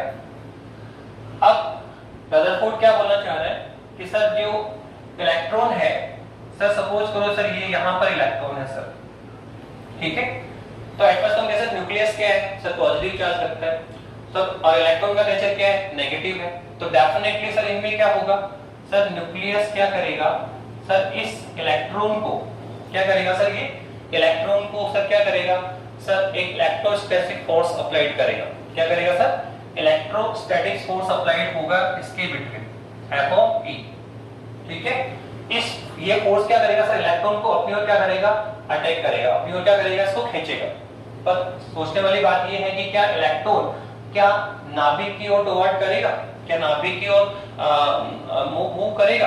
तो आप देखो कि ये इलेक्ट्रॉन नाभिक की ओर मूव नहीं करेगा। तो ये भी क्वेश्चन मार्क है कि सर न्यूक्लियस पॉजिटिव चार्ज रखता है, इलेक्ट्रॉन नेगेटिव चार्ज रखता है। तो सर दोनों में क्या होगा सर, एक इलेक्ट्रोस्टैटिक फोर्स अप्लाइड होगा जो अट्रैक्शन नेचर का होगा। तो सर न्यूक्लियस इलेक्ट्रॉन को अपनी ओर क्या कर रहा है, अट्रैक्शन कर रहा है। पर क्या न्यूट्रॉन ये इलेक्ट्रॉन क्या न्यूक्लियस की ओर, क्या न्यूक्लियस की ओर क्या मूव करेगा क्या। तो आप देखो ये मूव नहीं करता। तो सर यहाँ पर सर क्यों ये मूव क्यों नहीं करता, जबकि हम कह रहे थे फोर्स अप्लाई हो रहा है तो सर मूव होना चाहिए। तो देखो ये मूव क्यों नहीं होता है, तो इलेक्ट्रॉन मूव इसलिए नहीं हो पाता है कि इलेक्ट्रॉन क्या करता है कि जैसे ही फोर्स अप्लाइड होगा तो सर वो अपनी डायरेक्शन में चेंज करता है। क्या करता है सर, वो क्या करेगा इलेक्ट्रॉन सर, इस न्यूक्लियस के सराउंडिंग सर्कुलेट मोशन करता रहता है। यही रदरफोर्ड कहना चाहता है कि इलेक्ट्रॉन इस एटम में कहां पर है। तो उसने कहा कि सर जो इलेक्ट्रॉन है सर वो इस न्यूक्लियस के सराउंडिंग, इस न्यूक्लियस के सराउंडिंग सर्कुलेट मोशन करता रहता है। सर्कुलेट मोशन करता रहेगा सर, यहां करता रहेगा, यहां करता रहेगा सर, ऐसे सर्कुलेट मोशन करता रहेगा। पर न्यूक्लियस की ओर मूव नहीं करेगा, टुवर्ड नहीं करेगा सर। क्यों, क्योंकि सर इलेक्ट्रॉन पे क्या लगा, फोर्स। अब फोर्स क्या करता है सर, फोर्स अप्लाई होने का मतलब इलेक्ट्रॉन को मूव करना चाहिए इसकी पर, लेकिन इलेक्ट्रॉन मूव नहीं करेगा। वो इस मूवमेंट से बचने के लिए क्या करता है सर, अपनी डायरेक्शन में चेंज करता है। आप देखो पहले इलेक्ट्रॉन यहाँ है, इसकी डायरेक्शन इधर है, इलेक्ट्रॉन यहाँ, इसकी डायरेक्शन इधर हो जाएगी। तो आप देखो इसकी डायरेक्शन में चेंज होगा क्या, तो डायरेक्शन में चेंज होगा तो सर इसके मोमेंटम में चेंज हो जाएगा। क्या होगा सर, इसकी वेलोसिटी और इसकी मोमेंटम में क्या होगा, चेंज होगा। और सर यही ठीक है, फोर्स अप्लाई होने का मतलब ये नहीं कि हम उसकी तरफ मूव करेंगे। फोर्स अप्लाई होने का मतलब ये है कि चेंज ऑफ मोमेंटम हो जाना चाहिए। किसी भी बॉडी पर फोर्स अप्लाई हो रहा है तो ऐसा नहीं कि वो उसकी तरफ उस डायरेक्शन में मूव करेगा, ठीक है। केवल क्या होना चाहिए सर, फोर्स अप्लाई होने का मतलब होना चाहिए सर उसकी बॉडी में अगर फोर्स अप्लाइड है तो सर उसमें चेंज ऑफ मोमेंटम होना कंपल्सरी होता है। तो देखो इलेक्ट्रॉन ने क्या किया सर, अपने डायरेक्शन को चेंज कर रहा है, कंटिन्यूअसली मूव कर रहा है सर्कुलर मोशन में। और आप देखो हर बार उसकी डायरेक्शन क्या हो रही है, चेंज हो रही है। तो उसकी वेलोसिटी में चेंज हो रहा है, उसकी मोमेंटम में क्या हो रहा है, चेंज हो रहा है। और इस रीजन से वो क्या कर रहा है सर, इस न्यूक्लियस की ओर क्या कर रहा है, टुवर्ड नहीं करता और कंटिन्यूअसली क्या करता है सर, सर्कुलेट मोशन में मूव करता रहता है। आप देखो कहने को तो हम ये कह रहे हैं कि ये हमारा कौन है, सन है, ठीक है, और ये कौन है, अर्थ है। तो सन भी तो अर्थ को अपनी ओर क्या कर रहा है, क्या ग्रेविटेशन फोर्स अप्लाई नहीं कर रहा। तो इसका मतलब क्या हमारी पृथ्वी अर्थ सन की ओर मूव कर रही है क्या, नहीं सर। फोर्स तो यहाँ पर भी अप्लाई सर, ग्रेविटेशन फोर्स लग रहा है, पर यहाँ पर भी अर्थ भी क्या करता है सर, कंटिन्यूअस सर्कुलेट मोशन करेगा सर, अपनी डायरेक्शन को चेंज करता रहेगा। तो चेंज इन मोमेंटम हो गया।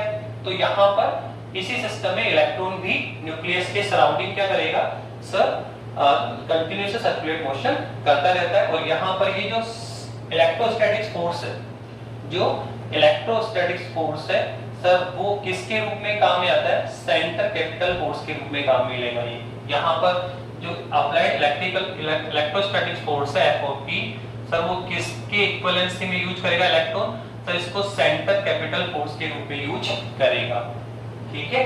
और कंटिन्यूअसली क्या करेगा सर, इस न्यूक्लियस के सराउंडिंग, इस न्यूक्लियस के सराउंडिंग सर्कुलेट मोशन करता रहेगा। यहाँ पर रदरफोर्ड ने अपने जो अपना ये मॉडल दिया जहां इलेक्ट्रॉन को उसने क्या माना है कि सर्कुलेट मोशन कर रहा है न्यूक्लियर के सराउंडिंग। तो सर अपने इस मॉडल की तुलना किससे की, अपने मॉडल का कंपैरिजन किससे रखा, उसने अपने मॉडल का कंपैरिजन रखा कि जैसे सन के अराउंडिंग, जैसे सन के अराउंडिंग प्लैनेट्स मूव करते हैं। आप देखो सन के अराउंडिंग प्लैनेट्स मूव कर रहे हैं कि नहीं कर रहे, सर जितने भी प्लैनेट्स हैं वो सन के अराउंडिंग क्या करते हैं सर, मूव करते रहते हैं। ठीक है, जितने भी प्लैनेट्स हैं सन के अराउंडिंग क्या करते हैं, मूव करते रहते हैं। तो उसने कहा कि इलेक्ट्रॉन एटम में न्यूक्लियस के सराउंडिंग ठीक वैसे ही सर्कुलेट मोशन करता है जैसे कि सन के अराउंडिंग प्लैनेट्स मूव करते रहते हैं। इसी कारण ये जो रदरफोर्ड मॉडल है, ठीक है, उसको प्लैनेट्स मॉडल के नाम से भी जाना जाता है। कई बार क्वेश्चन आता है कि जो प्लैनेट्स मॉडल किसने रिप्रेजेंट किया, तो आप ध्यान रखना रदरफोर्ड ने अपने मॉडल का कंपैरिजन किससे किया था सर, प्लैनेट से किया था कि इलेक्ट्रॉन न्यूक्लियस के सराउंडिंग वैसे ही सर्कुलेट मोशन करता है जैसे कि सन के सराउंडिंग कौन मूवमेंट करता है, प्लैनेट्स मूव करते हैं। ठीक है, प्लैनेट्स मूव करते रहते हैं। इस रीजन से जो रदरफोर्ड मॉडल है सर उसको प्लैनेट मॉडल के नाम से भी जाना, प्लैनेट एटॉमिक मॉडल के नाम से भी जाना जाता है। तो इस तरह से रदरफोर्ड ने अपना पूरा कंप्लीटली मॉडल रखा। उसने एक एक्सपेरिमेंट किया, एक्सपेरिमेंट के बेसिस पे उसने कुछ रिजल्ट डिफाइन किए और लास्ट कुछ ऑब्जर्वेशन देखा और लास्ट में अपना रिजल्ट लिखे, मॉडल को लिखे और कहा कि जो एटम है उसका ऑलमोस्ट पार्ट क्या होता है, एम्प्टी होता है। इस साथ में उसने कहा कि एटम के अंदर कुछ पॉजिटिव चार्ज होना चाहिए एक स्मॉलेस्ट स्पेस में। फिर आगे जाके उसने डिफाइन किया कि जो जब उसने देखा कि 180 डिग्री पर अल्फा एंगल रिफ्लेक्ट होकर आ रहा है, तो उसने कहा कि सेंटर पर जो पॉजिटिव चार्ज है वो कहां पर होता है, सेंटर पर स्मॉलेस्ट स्पेस में होता है, जहां कंप्लीट पॉजिटिव भी उसमें होगा और ऑलमोस्ट जो मास है वो भी उसमें प्रेजेंट होता है। इस स्मॉलेस्ट पार्ट को उसने किसका नाम दिया, न्यूक्लियस का नाम दिया। इस न्यूक्लियस की जो साइज है सर वो कितनी 10 की पावर -15 मीटर प्रोटीन होती है और जो हमारा एटम है सर वो 10 की पावर -10 मीटर होता है।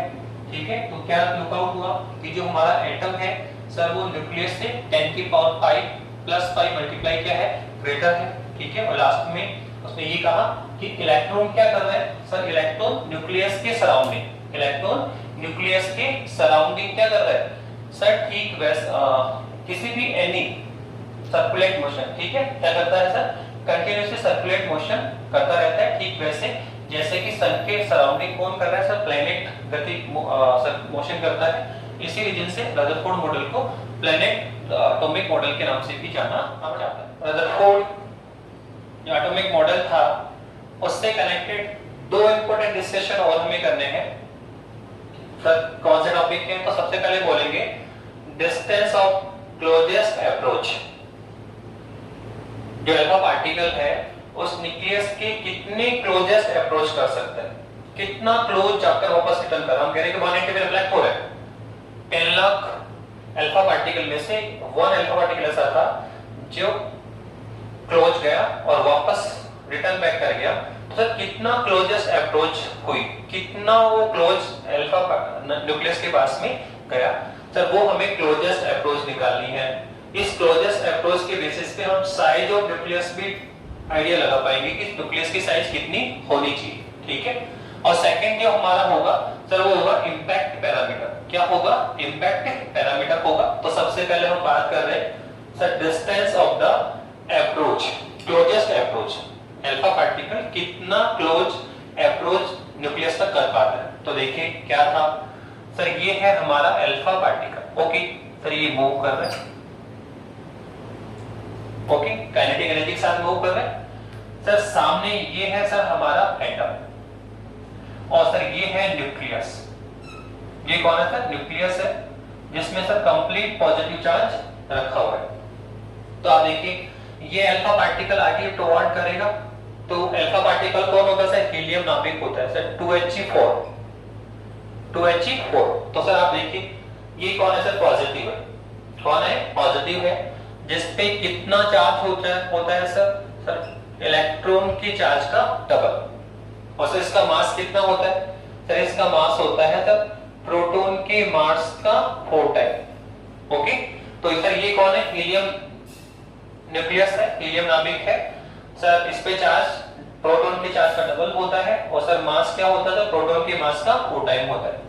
तो सर ये पॉजिटिव लेजर का अल्फा चार्ज जब आगे टुवर्ड करता है, और सामने कौन है सर, न्यूक्लियस है। सर हम बोलेंगे सर यहाँ पे जो हमने न्यूक्लियस ले रखा है सर वो कौन है, सर ये है गोल्ड न्यूक्लियस ले रखा है, गोल्ड एटम है, जिसका एटॉमिक नंबर क्या होता है, 79 होता है। तो सर ये भी पॉजिटिव है, अल्फा भी, सामने न्यूक्लियस भी क्या है, पॉजिटिव है। तो सर दोनों में क्या होगा सर, रिफ्लेक्शन होगा, दोनों एक दूसरे क्या करेंगे, रिपेल करेंगे। तो जैसे ही अल्फा पार्टिकल काइनेटिक एनर्जी के साथ मूव करता है, ये है इसकी काइनेटिक एनर्जी, ठीक है, इस काइनेटिक एनर्जी के साथ मूव कर रहे हैं। जैसे जैसे ये आगे मूव करेगा, देखो जैसे जैसे ये आगे मूव करेगा तो क्या होगा सर, अल्फा पार्टिकल न्यूक्लियस के क्लोज आने का प्रयास कर रहा है, और सर न्यूक्लियस को क्या कर रहा है, रिपेल कर रहा है, ठीक है, रिफ्लेक्टेड कर रहा है। तो क्या होगा सर, डेफिनेटली अगर इसका रिफ्लेक्टेड होगा, ये रिफ्लेक्टेड कर रहा है, इसका ग्रोथ कर रहा है, तो सर इसकी काइनेटिक एनर्जी में या इसकी वेलोसिटी में सर धीरे धीरे क्या होगा सर, रिड्यूस होगा। सर वेलोसिटी भी क्या होगी सर, डिक्रीज होगी, काइनेटिक एनर्जी भी क्या होगी, डिक्रीज होगी। तो जैसे जैसे पार्टिकल अल्फा पार्टिकल क्लोजेस्ट आता चला जाता है, सर इसकी काइनेटिक एनर्जी भी क्या होगी, डिक्रीज होती है। काइनेटिक एनर्जी कितनी सर, हाफ mv²। तो काइनेटिक एनर्जी भी डिक्रीज होगी और साथ में इसकी वेलोसिटी भी क्या होगी, डिक्रीज होगी।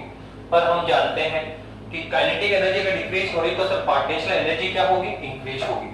पोटेंशियल एनर्जी क्या होगी, इंक्रीज होगी। तो जैसे जैसे पास आता चला जाएगा तो काइनेटिक एनर्जी और वेलोसिटी डिक्रीज होते चले जाते हैं, और एक पॉइंट जैसे जैसे पास इस तरह देखो यहां तक आ गया, यहां तक आ गया, तो यहां आते आते एक पॉइंट ऐसा आ जाएगा जब इस अल्फा पार्टिकल की जो काइनेटिक एनर्जी है पूरी तरह जीरो हो जाएगी, ये कंप्लीटली इसकी वेलोसिटी क्या हो जाएगी, जीरो हो जाएगा।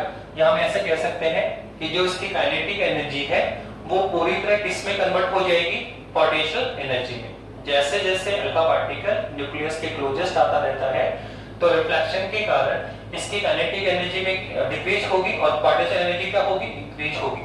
तो धीरे धीरे क्या होगा, काइनेटिक एनर्जी डिक्रीज होते हुए किसको जाएगी, जीरो को चली जाएगी, और पोटेंशियल एनर्जी इंक्रीज होते होते क्या हो जाएगी, मैक्सिमम हो जाएगी। तो जहां वो पॉइंट जहां पर अल्फा पार्टिकल की वेलोसिटी जीरो हो चुकी है, काइनेटिक जीरो हो गई है, तो वहां कुछ शॉर्ट टाइम के लिए ये अल्फा पार्टिकल यहां क्या करेगा, स्टैंड करेगा। क्या करेगा, स्टैंड करेगा। लेकिन यहां वो लॉन्ग टाइम तक स्टैंड नहीं कर सकता, यहां पर वो लॉन्ग टाइम तक स्टैंड नहीं कर सकता। क्यों, क्योंकि सर न्यूक्लियस क्या कर रहा है, उसको रिपेल कर रहा है। तो सर इस रिफ्लेक्शन के कारण वापस से क्या करेगा, यू टर्न करेगा, वापस से क्या करेगा, यू टर्न करेगा। तो यहां से वो कुछ शॉर्ट टाइम के लिए स्टे करके वापस से क्या कर जाएगा, यू टर्न कर जाएगा, वापस से क्या कर जाएगा, यू टर्न कर जाएगा।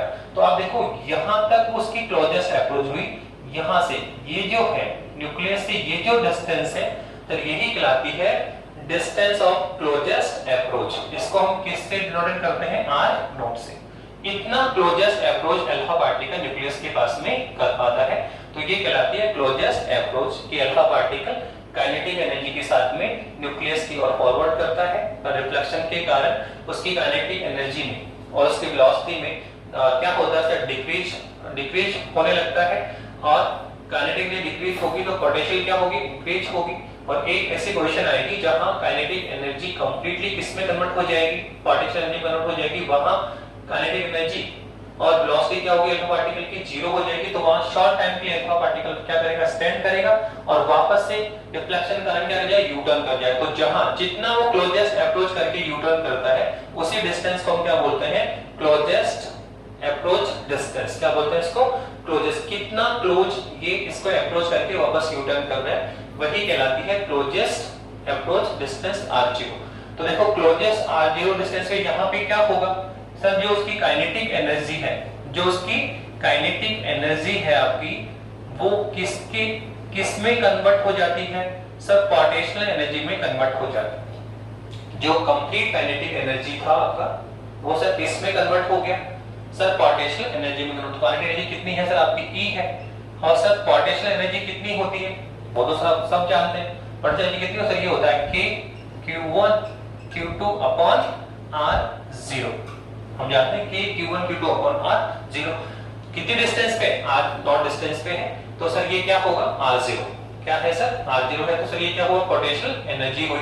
वेयर अगर हम उसको कैलकुलेट करें तो सर Q1 कौन है सर जो पहला चार्ज पार्टिकल कौन है सर, अल्फा पार्टिकल है, तो सर इसका चार्ज और Q2 के रूप में कौन होगा सर, सेकंड चार्ज पार्टिकल कौन है, न्यूक्लियस है, तो सर Q1 कौन है, charge of the alpha particle कितना होता है सर, पहले बता दिया आपने क्या सर, प्रोटॉन की चार्ज का डबल, तो कितना होगा सर 2e। अब sir Q2 second charge particle के रूप में कौन है सर, यहाँ पे सर सेकंड चार्ज पार्टिकल कौन है सर, न्यूक्लियस, तो सर न्यूक्लियस में कितना चार्ज होता है सर, आप देखो न्यूक्लियस में कंप्लीट पॉजिटिव होता है, इलेक्ट्रॉन तो सब क्या है इसके बाहर, न्यूक्लियस के बाहर क्या है सर, सर्कुलेट मोशन कर रहे हैं, तो सर न्यूक्लियस में कौन है सर, कंप्लीट पॉजिटिव, तो सर बताइए इस न्यूक्लियस में कितना पॉजिटिव चार्ज होगा सर, हम जानते हैं कितना होगा Z into E, तो Z into E कैसे निकाला, बहुत सिंपल है, Z क्या है sir, atomic number of the atom, Z कौन है, atomic number of the atom, atomic number क्या होता है सर, नंबर ऑफ प्रोटॉन होता है, एटॉमिक नंबर क्या होता है, number of proton, number of electron, ठीक है, तो बताइए इस एटम में कितने नंबर ऑफ प्रोटॉन कितने हैं, Z, अब एक प्रोटॉन पर कितना चार्ज होता है, E, तो कितने प्रोटॉन है Z, तो Z प्रोटॉन पे कितना होगा, Z into E, तो ये होगा sir charge of the nucleus, तो यहाँ पे charge of the alpha particle sir 2e, charge of nucleus कितना होगा Ze, तो पुट करें तो सर E बराबर कितना आ जाएगा, तो ये आ जाएगा K into 2e, और इंटू में कौन है सर Ze, और अपॉन में कौन है सर R0, सर यहाँ आप सॉल्व करेंगे तो हमारे पास आ जाएगा E इक्वलेंस कितना आएगा सर, आप निकालेंगे तो ये आएगा 2k ZE² अपॉन R0, और इसको आप R0 के लिए सॉल्व करें तो R0 बराबर कितना आएगा सर, ये आएगा 2k ZE² अपॉन E, तो सर ये हमने किसका फॉर्मूला निकाल लिया सर, ये निकाल लिया क्लोजेस्ट अप्रोच डिस्टेंस का, कोई अल्फा पार्टिकल किसी न्यूक्लियस की कितना क्लोजेस्ट अप्रोच कर सकता है, कितनी क्लोजेस्ट पास में आकर यूटर्न करता है सर, वही कहलाती है क्लोजेस्ट अप्रोच डिस्टेंस R0, ठीक है। अब ये जो हमने फॉर्मूला निकाला तो देखो ये क्लोजेस्ट डिस्टेंस किस पे डिपेंड कर रहा है सर, डिपेंड कर रहा है काइनेटिक एनर्जी पर, कि इस अल्फा पार्टिकल को हम कितनी एनर्जी से यहां से डिवाइड कर रहे हैं। अगर आप देखो आप यहां से लिख सकते हैं कि R0 is directly proportional to 1 upon E, या ऐसे कह दो कि क्लोजेस्ट अप्रोच डिस्टेंस है एनर्जी, काइनेटिक एनर्जी की क्या है सर, इनवर्स लो है, तो काइनेटिक एनर्जी अगर आप ज्यादा पुट करेंगे अल्फा पार्टिकल को, काइनेटिक एनर्जी हम ज्यादा पुट करें तो उसकी क्लोजेस्ट अप्रोच डिस्टेंस क्या होगी, कम होगी, नेचुरल है। अगर ज्यादा एनर्जी साथ में आएगा तो वो न्यूक्लियस के ज्यादा क्लोज आएगा, और ज्यादा क्लोज आएगा तो R0 और भी क्या हो जाएगा, रिड्यूस हो जाएगा, और भी डिक्रीज होगा, तो एनर्जी ज्यादा है तो R0 क्या होगा डिक्रीज हो जाएगा, ठीक है। ऐसे सेकंड हम ये भी कह सकते हैं कि जो क्लोजेस्ट अप्रोच है सर वो एटॉमिक नंबर पे भी डिपेंड करता है, एटॉमिक नंबर पे भी डिपेंड कर रहा है सर, कैसे sir R0 directly proportional to Z, यहाँ पे आप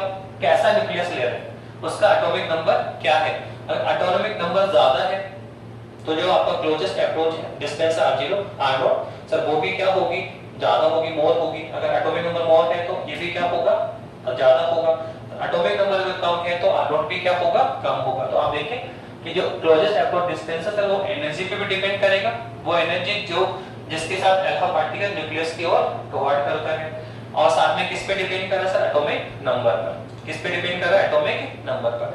अब आप देखो इस R0 की बेसिस पे ये जो आपने क्लोजेस्ट अप्रोच निकाली है इसके बेसिस पे हम लोग इस न्यूक्लियस की साइज का भी आइडिया लगा सकते हैं कि हमारा न्यूक्लियस किस साइज का होना चाहिए। वैसे हम राइट डाउन कर चुके हैं सर, कितना से 10 की पावर -15 मीटर बॉडी का होता है सर, जो साइज होता है न्यूक्लियस का कितना है 10 की पावर -15 मीटर। पर आप देखो ये जो कैलकुलेशन हम यहाँ से भी कर सकते हैं सर, कैसे आप देखिए, हम कह रहे हैं कि सर हमने यहाँ पे कौन सा न्यूक्लियस ले रखा है सर, गोल्ड न्यूक्लियस है सर। गोल्ड न्यूक्लियस के लिए हम बात करें तो सर Z कितना सर 79 होता है सर, ओके। और सपोज करो जो अल्फा पार्टिकल है सर उसको हमने कितनी एनर्जी दे दी सर, सपोज कीजिए हमने इसको एनर्जी दी 7.7 मेगा इलेक्ट्रॉन वोल्ट। मेगा क्या होता है सर 10 की पावर 6, ठीक है। तो सामने एटम कौन सा है सर, गोल्ड है, 79 एटॉमिक नंबर होगा।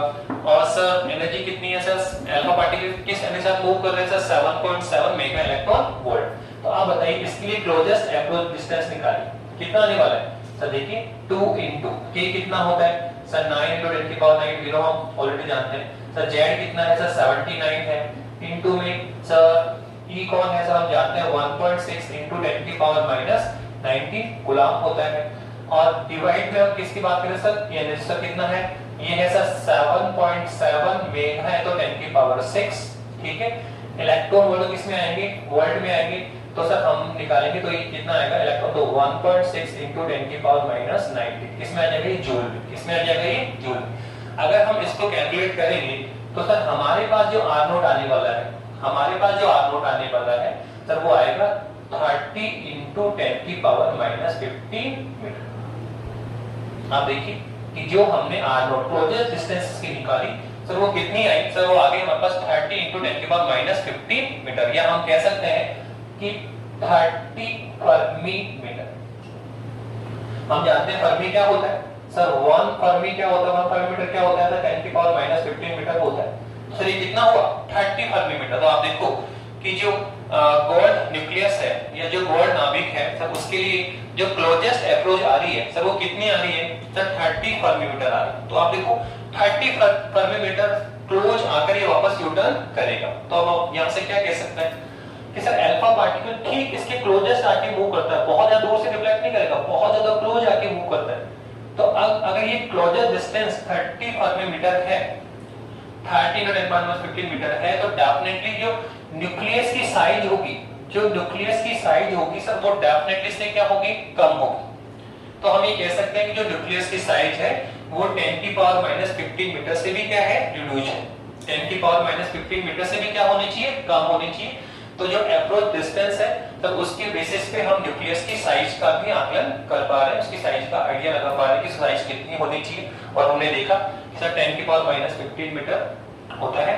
और अगर हम आगे चल के कैलकुलेट करेंगे तो जो गोल्ड है सर, गोल्ड की न्यूक्लियस की साइज जो हम निकालेंगे तो आप देखो वो 6 फर्मी मीटर मिला। कितना मिला, 6 फर्मी मीटर। 30 से भी कितना कम मिल रहा है, जो क्लोजेस्ट अप्रोच कितनी है सर 30 फर्मी मीटर।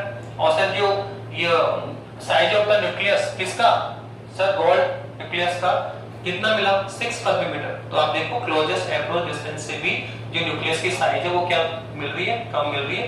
तो क्लोजेस्ट अप्रोच की डिस्टेंस से हम न्यूक्लियस की साइज का आइडिया लगा सकते हैं। तो ये हमारा फर्स्ट डिस्कशन था, क्या, distance of the closest approach, और उससे हमने न्यूक्लियस की साइज का भी हमने आकलन किया ना। अब हम किसकी बात करना चाह रहे हैं सर, जो सेकंड टॉपिक है हमारा जो आपने बता दिया था वो था सर इंपैक्ट पैरामीटर।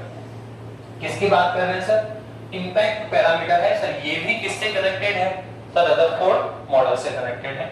सर क्या होता है इंपैक्ट पैरामीटर, तो देखो सर हम बात कर रहे हैं सर, ये है हमारा हम कह सकते हैं सर ये हमारा न्यूक्लियस बोल दीजिए, हम कह सकते हैं सर ये हमारा एटम है सर, ये आपका सेंटर न्यूक्लियस, ओके। और क्या हो रहा है सर, ये सामने एटम है, न्यूक्लियस है, और सर ये अल्फा पार्टिकल है सर। क्या हो रहा है सर, ये अल्फा पार्टिकल है जो सर इस तरह से मूव कर रहा है, इस तरह से मूव कर रहा है सर। देखो क्या होगा सर, ये अल्फा पार्टिकल इस तरह से आ रहा है, तो आपने बताया था कि मोस्ट ऑफ अल्फा पार्टिकल अपने इनर्शियल पाथ से बिना डाइवर्ट सीधे ही पास हो जाता है, ओके। पर कुछ पार्टिकल मोर देन 1 डिग्री पे, कुछ पार्टिकल मोर देन 90 डिग्री पे अपने पास से क्या हुए, डाइवर्ट हुए। तो सपोज कीजिए सर ये है हमारा अल्फा पार्टिकल, इस तरह से आ रहा था, और सर अब देखिए ये क्या हो रहा है सर, यहां से आके अपने ओरिजिनल पाथ से क्या हो गया, डाइवर्ट हो गया, ठीक है। तो देखो इसका ओरिजिनल पाथ ये है सर, और ये अब डाइवर्ट हो गया, क्या हो गया, डाइवर्ट हो गया। तो सर इंपैक्ट पैरामीटर क्या होता है, तो उसने कहा कि जो अल्फा पार्टिकल है, जो अल्फा पार्टिकल आ रहा है सर, इसका जो इनर्शियल पाथ है, ये जो इसका इनर्शियल पाथ है सर, इस इनर्शियल पाथ की इस न्यूक्लियस के सेंटर से, इस न्यूक्लियस के सेंटर से जो परपेंडिकुलर डिस्टेंस होती है, जो अल्फा पार्टिकल है सर उसकी जो इनर्शियल पाथ है, alpha particle inertial path lookout कर रहे हैं, तो सर इसका जो इनर्शियल पाथ है सर, इसके इनर्शियल पाथ से जो परपेंडिकुलर डिस्टेंस होती है किससे sir, centre of the nucleus से सर, यही क्या कहलाती है सर, इसी को हम कहते हैं इंपैक्ट पैरामीटर। क्या कहलाता है ये, इंपैक्ट पैरामीटर। बहुत सिंपल सा है कि जो अल्फा पार्टिकल है सर उसकी जो इनर्शियल पाथ की, इनर्शियल पाथ जो ये वाला पाथ नहीं बेटा, ऐसे आप ये डिस्टेंस नहीं ले सकते हो, ये वाली डिस्टेंस नहीं होगी, इनर्शियल पाथ ये वाला डिस्टेंस है, इनर्शियल पाथ लेना है। इनर्शियल पाथ से जो परपेंडिकुलर डिस्टेंस है किससे, सेंटर ऑफ न्यूक्लियस से सर, वो क्या कहलाती है इम्पैक्ट पैरामीटर। सपोज करो आप अल्फा पार्टिकल सर ये वाला ले लें, पास वाला ले लें, तो अब क्या होगा सर, देखो ये इस तरह से इम्पैक्ट होगा, चला गया। तो सर ये इसका इनिशियल पार्ट ये, तो आप देखो ये आपका सेंटर है सर, ठीक है, ये बिल्कुल सेंटर है। यहाँ पर आपने बताया था कि एक ऐसा पार्टिकल है, एक ऐसा अल्फा पार्टिकल होगा जो सर कितना तक बताया था आपने, 10 लाख अल्फा पार्टिकल में से, 10 लाख है अल्फा पार्टिकल में से सर एक ऐसा पार्टिकल था जो जिस पथ पर आया उसी पथ पर क्या है रिटर्न बैक कर गया। इसका मतलब क्या हुआ सर, 180 पर रिफ्लेक्टेड हुआ, 180 एंगल पर क्या हुआ, डाइवर्ट हुआ, डाइवर्टेड हुआ। तो सर आप देखो ये बिल्कुल सेंटर की बात हो, ठीक है। तो आप देखिए जैसे इस पार्टिकल में सर ये इम्पैक्ट पैरामीटर था, सर ये पार्टिकल आप देखो अल्फा पार्टिकल ये आया, तो सर आप देखो यहां से इसकी परपेंडिकुलर डिस्टेंस निकालो सर, किससे सर, ये इसका इनिशियल पाथ है अल्फा का, और सर क्या निकालना था सेंटर से ना, न्यूक्लियस के सेंटर से क्या निकालनी है, परपेंडिकुलर डिस्टेंस, सर ये कितनी होगी p।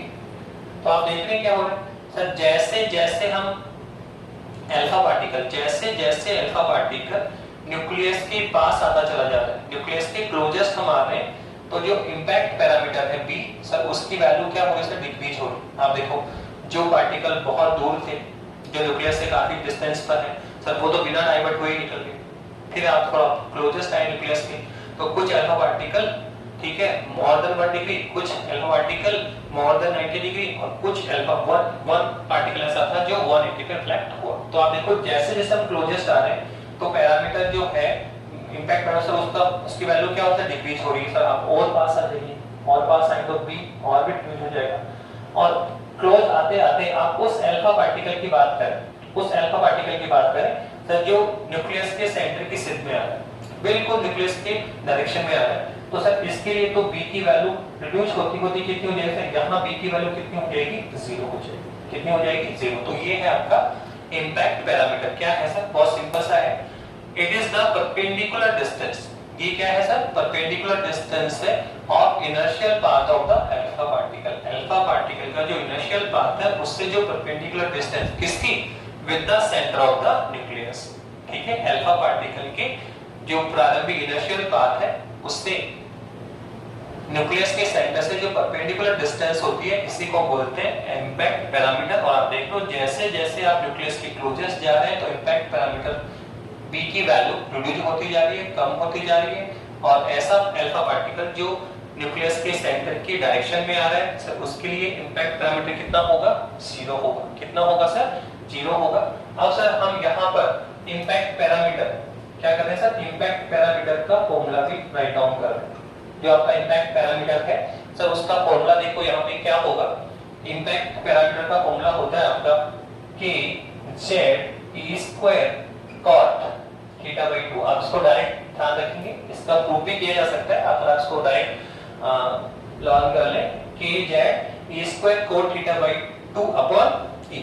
ये आपका इम्पैक्ट पैरामीटर का फॉर्मूला होता है। आप इसको डायरेक्ट, ये तो हमने निकाल लिया, क्लोजेस्ट अप्रोच के फॉर्मूला हमने ड्राइव करवाया, लेकिन पैरामीटर का फॉर्मूला आपको डायरेक्ट ध्यान में रखना, ठीक है। तो आप देखो पैरामीटर जो है स्पेशली किस पे डिपेंड कर रहा है, हम तो सर रिलेशन निकाल रहे हैं पैरामीटर डिस्टेंस b में और किस में सर, रिफ्लेक्टेड एंगल में। तो आप देखो हम यहाँ से कह सकते हैं कि b जो इम्पैक्ट पैरामीटर है it is directly proportional cot θ/2। आप देखो यहाँ से कि जो इम्पैक्ट पैरामीटर है सर वो cot θ/2 के क्या है, डायरेक्टली प्रोपोर्शनल है। इसका मतलब ये हुआ कि cot θ/2 की वैल्यू ज्यादा होगी तो इम्पैक्ट पैरामीटर भी क्या होगा, ज्यादा, और cot θ/2 की वैल्यू कम होगी तो इम्पैक्ट पैरामीटर भी क्या होगा, कम। तो देखो क्या हो रहा है, हम देख रहे हैं कि सर जैसे जैसे हम न्यूक्लियस के क्लोज आते जा रहे हैं, जैसे जैसे हम न्यूक्लियस के क्लोज आते जा रहे हैं तो क्या देख रहे हैं सर, न्यूक्लियस के क्लोज आने के साथ इम्पैक्ट पैरामीटर की वैल्यू क्या हो रही है, कम हो रही, कम होते हुए कितनी है, 0। देखो इम्पैक्ट पैरामीटर क्या हो रहा है, कम हो रहा है, रिड्यूस हो गया। सर cot θ/2 भी क्या होगा, कम होगा, और जब cot θ/2 कम होगा तो θ/2 क्या होगा, एंगल θ/2 क्या होगा, इंक्रीज होगा। क्या होगा, इंक्रीज होगा, क्योंकि cot थीटा जितना स्मॉलेस्ट होता चला जाएगा थीटा उतना ही ग्रेटेस्ट होता चला जाता है, हम जानते हैं। तो जैसे न्यूक्लियस के क्लोजेस्ट आएंगे तो इम्पैक्ट पैरामीटर क्या हो रहा है, डिक्रीज हो रहा है। तो इम्पैक्ट पैरामीटर अगर डिक्रीज होगा तो cot θ/2 भी क्या होगा, डिक्रीज होगा, और दिस इंप्लाइज हम कह सकते हैं कि थीटा क्या होगा, इंक्रीज होगा, ठीक है। तो आप देखो जैसे जैसे हम क्लोज आ रहे हैं तो देखो इम्पैक्ट पैरामीटर तो क्या हो रहा है, रिड्यूस हो रहा है, डिक्रीज हो रहा है। और देखो अब क्या हो रहा है, जो एंगल है आपके, जो आपके एंगल है वो क्या हो रहे हैं, जो डाइवर्टेड एंगल है वो क्या हो रहे हैं सर, इंक्रीज हो रहे हैं। क्या हो रहे हैं, इंक्रीज हो रहे हैं। ठीक है, तो यहां से हम इस चीज को लुक आउट कर सकते हैं। अब एक इंपॉर्टेंट रिजल्ट हम ये भी निकाल सकते हैं कि ऐसा अल्फा पार्टिकल जो न्यूक्लियस के सेंटर की डायरेक्शन में आ रहा है, जो न्यूक्लियस के सेंटर, जो हम या कह सकते हैं सेंटर ऑफ एटम की डायरेक्शन में आता है सर, उसके लिए b की वैल्यू कितनी है, 0।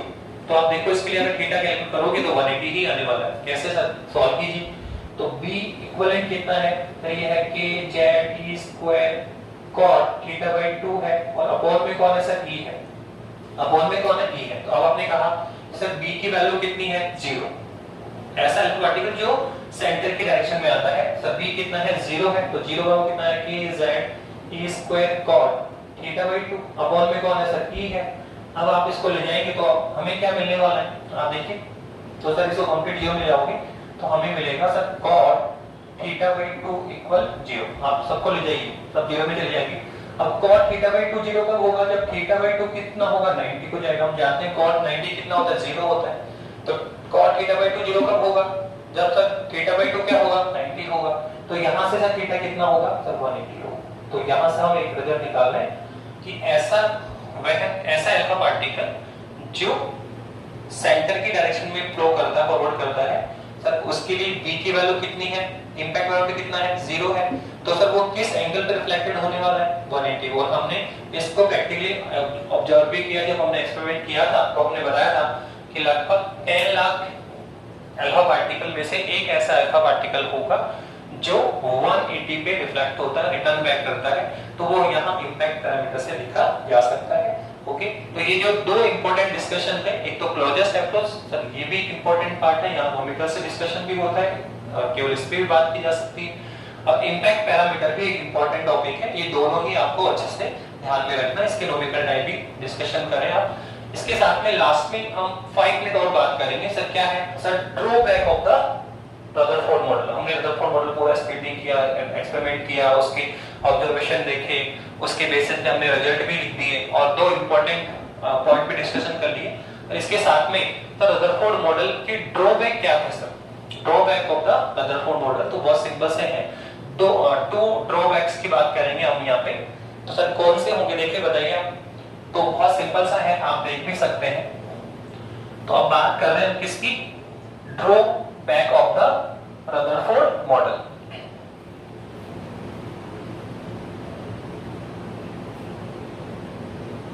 देखिए बहुत सिंपल सा हमने कहा ड्रॉबैक।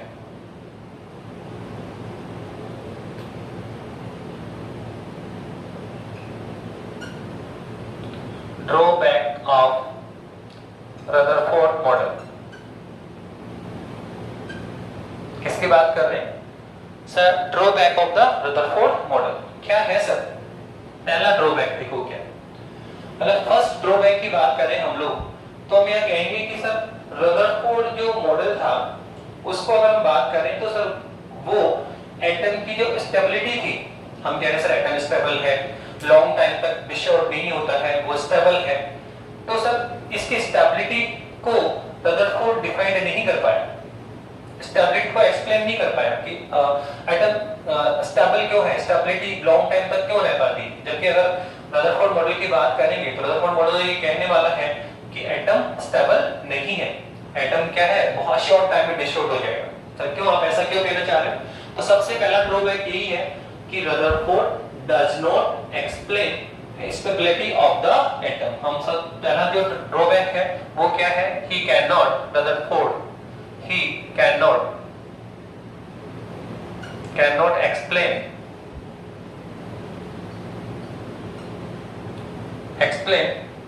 stability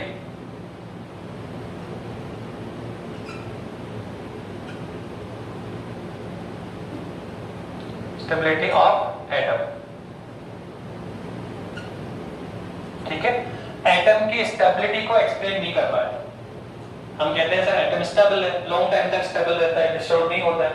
जबकि रदरफोर्ड के मॉडल को अगर हम बात करें तो सर ये बोलेगा स्टेबल नहीं है।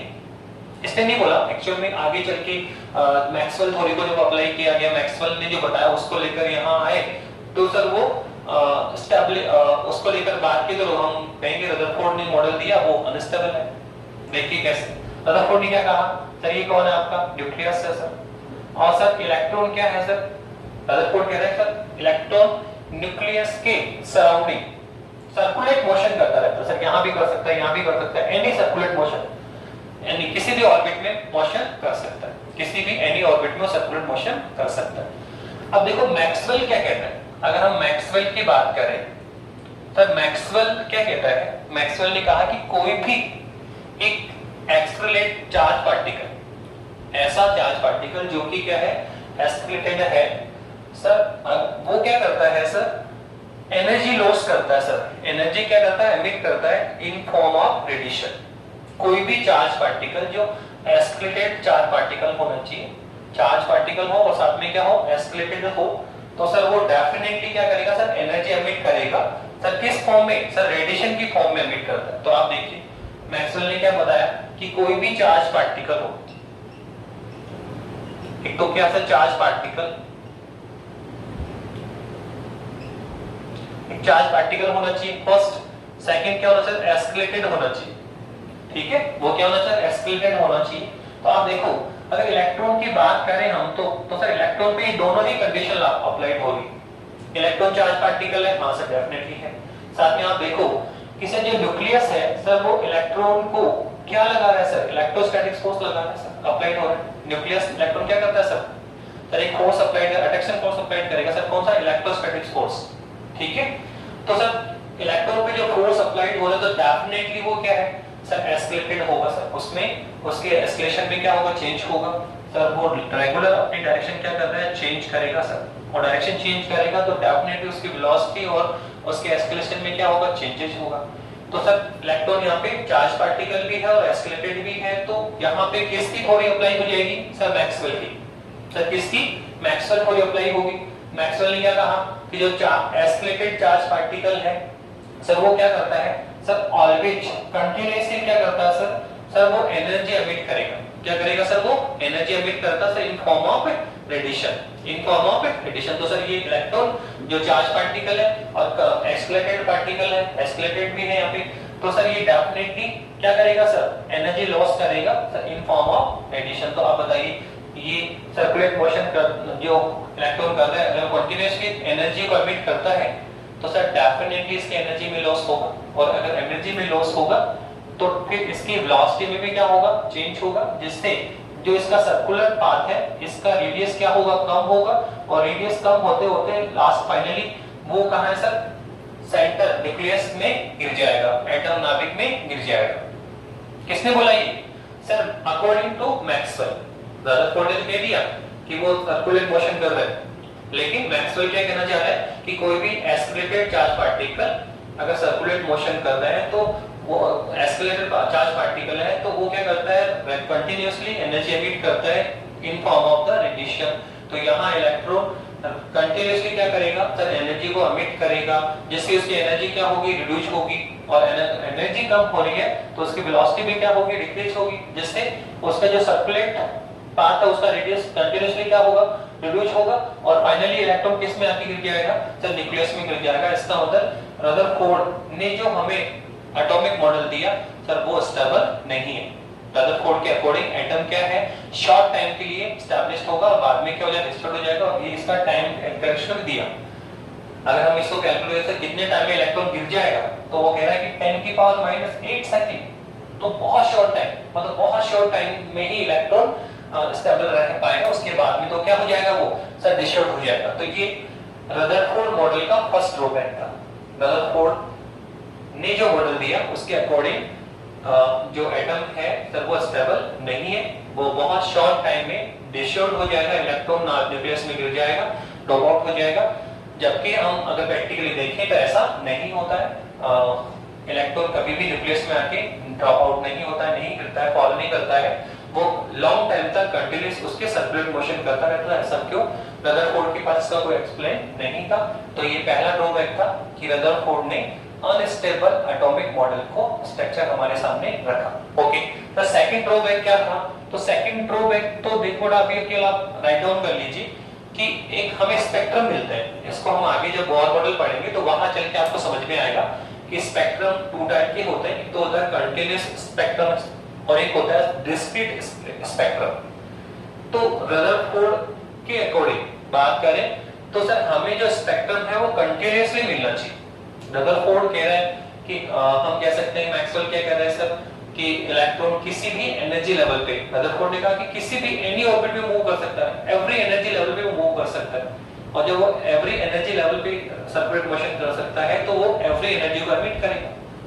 और अगर एवरी एनर्जी एमिट होगी तो स्पेक्ट्रम में हमें जो वेवलेंथ मिलेगी वो क्या मिलेगी? कंप्लीट मिलेगी। और इस केस में स्पेक्ट्रम क्या मिलता है? कंटीन्यूअस। देखो अभी आप पूरा नहीं समझ पाएंगे इसको, स्पेक्ट्रम तो आगे चल के ही समझना पड़ेगा।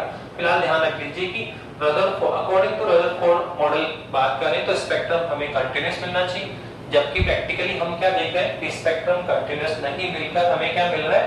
डिस्क्रीट मिल रहा है। क्या मिल रहा है? डिस्क्रीट मिल रहा है। तो ये भी सेकंड ड्रॉबैक था किसका? रदरफोर्ड मॉडल का। फर्स्ट तो क्या था कि Rutherford, according to Rutherford atom क्या है? अनस्टेबल है। दूसरा स्पेक्ट्रम रदरफोर्ड के अकॉर्डिंग क्या मिला सर? कंटीन्यूअस मिलना चाहिए, जबकि मिल कैसा रहा है सर? डिस्क्रीट। तो इन दोनों ड्रॉबैक को रदरफोर्ड एक्सप्लेन नहीं कर पाएगा। ओके, तो इस तरह से हमने completely Rutherford atomic model study किया, ठीक है, जो काफी इंपॉर्टेंट है। मैंने पहले बताया था रदरफोर्ड मॉडल और नील्स बोर, ये दो ही ऐसे मॉडल हैं जो आपको 12th लेवल पे सीबीएसई और आईबीएसई दोनों में इंपॉर्टेंट रोल प्ले करेंगे। इनके जो क्वेश्चंस वगैरह हैं वो भी आपको देखने हैं। नेक्स्ट क्लास में अपन नील्स बोर मॉडल की बात करें। Okay, thank you.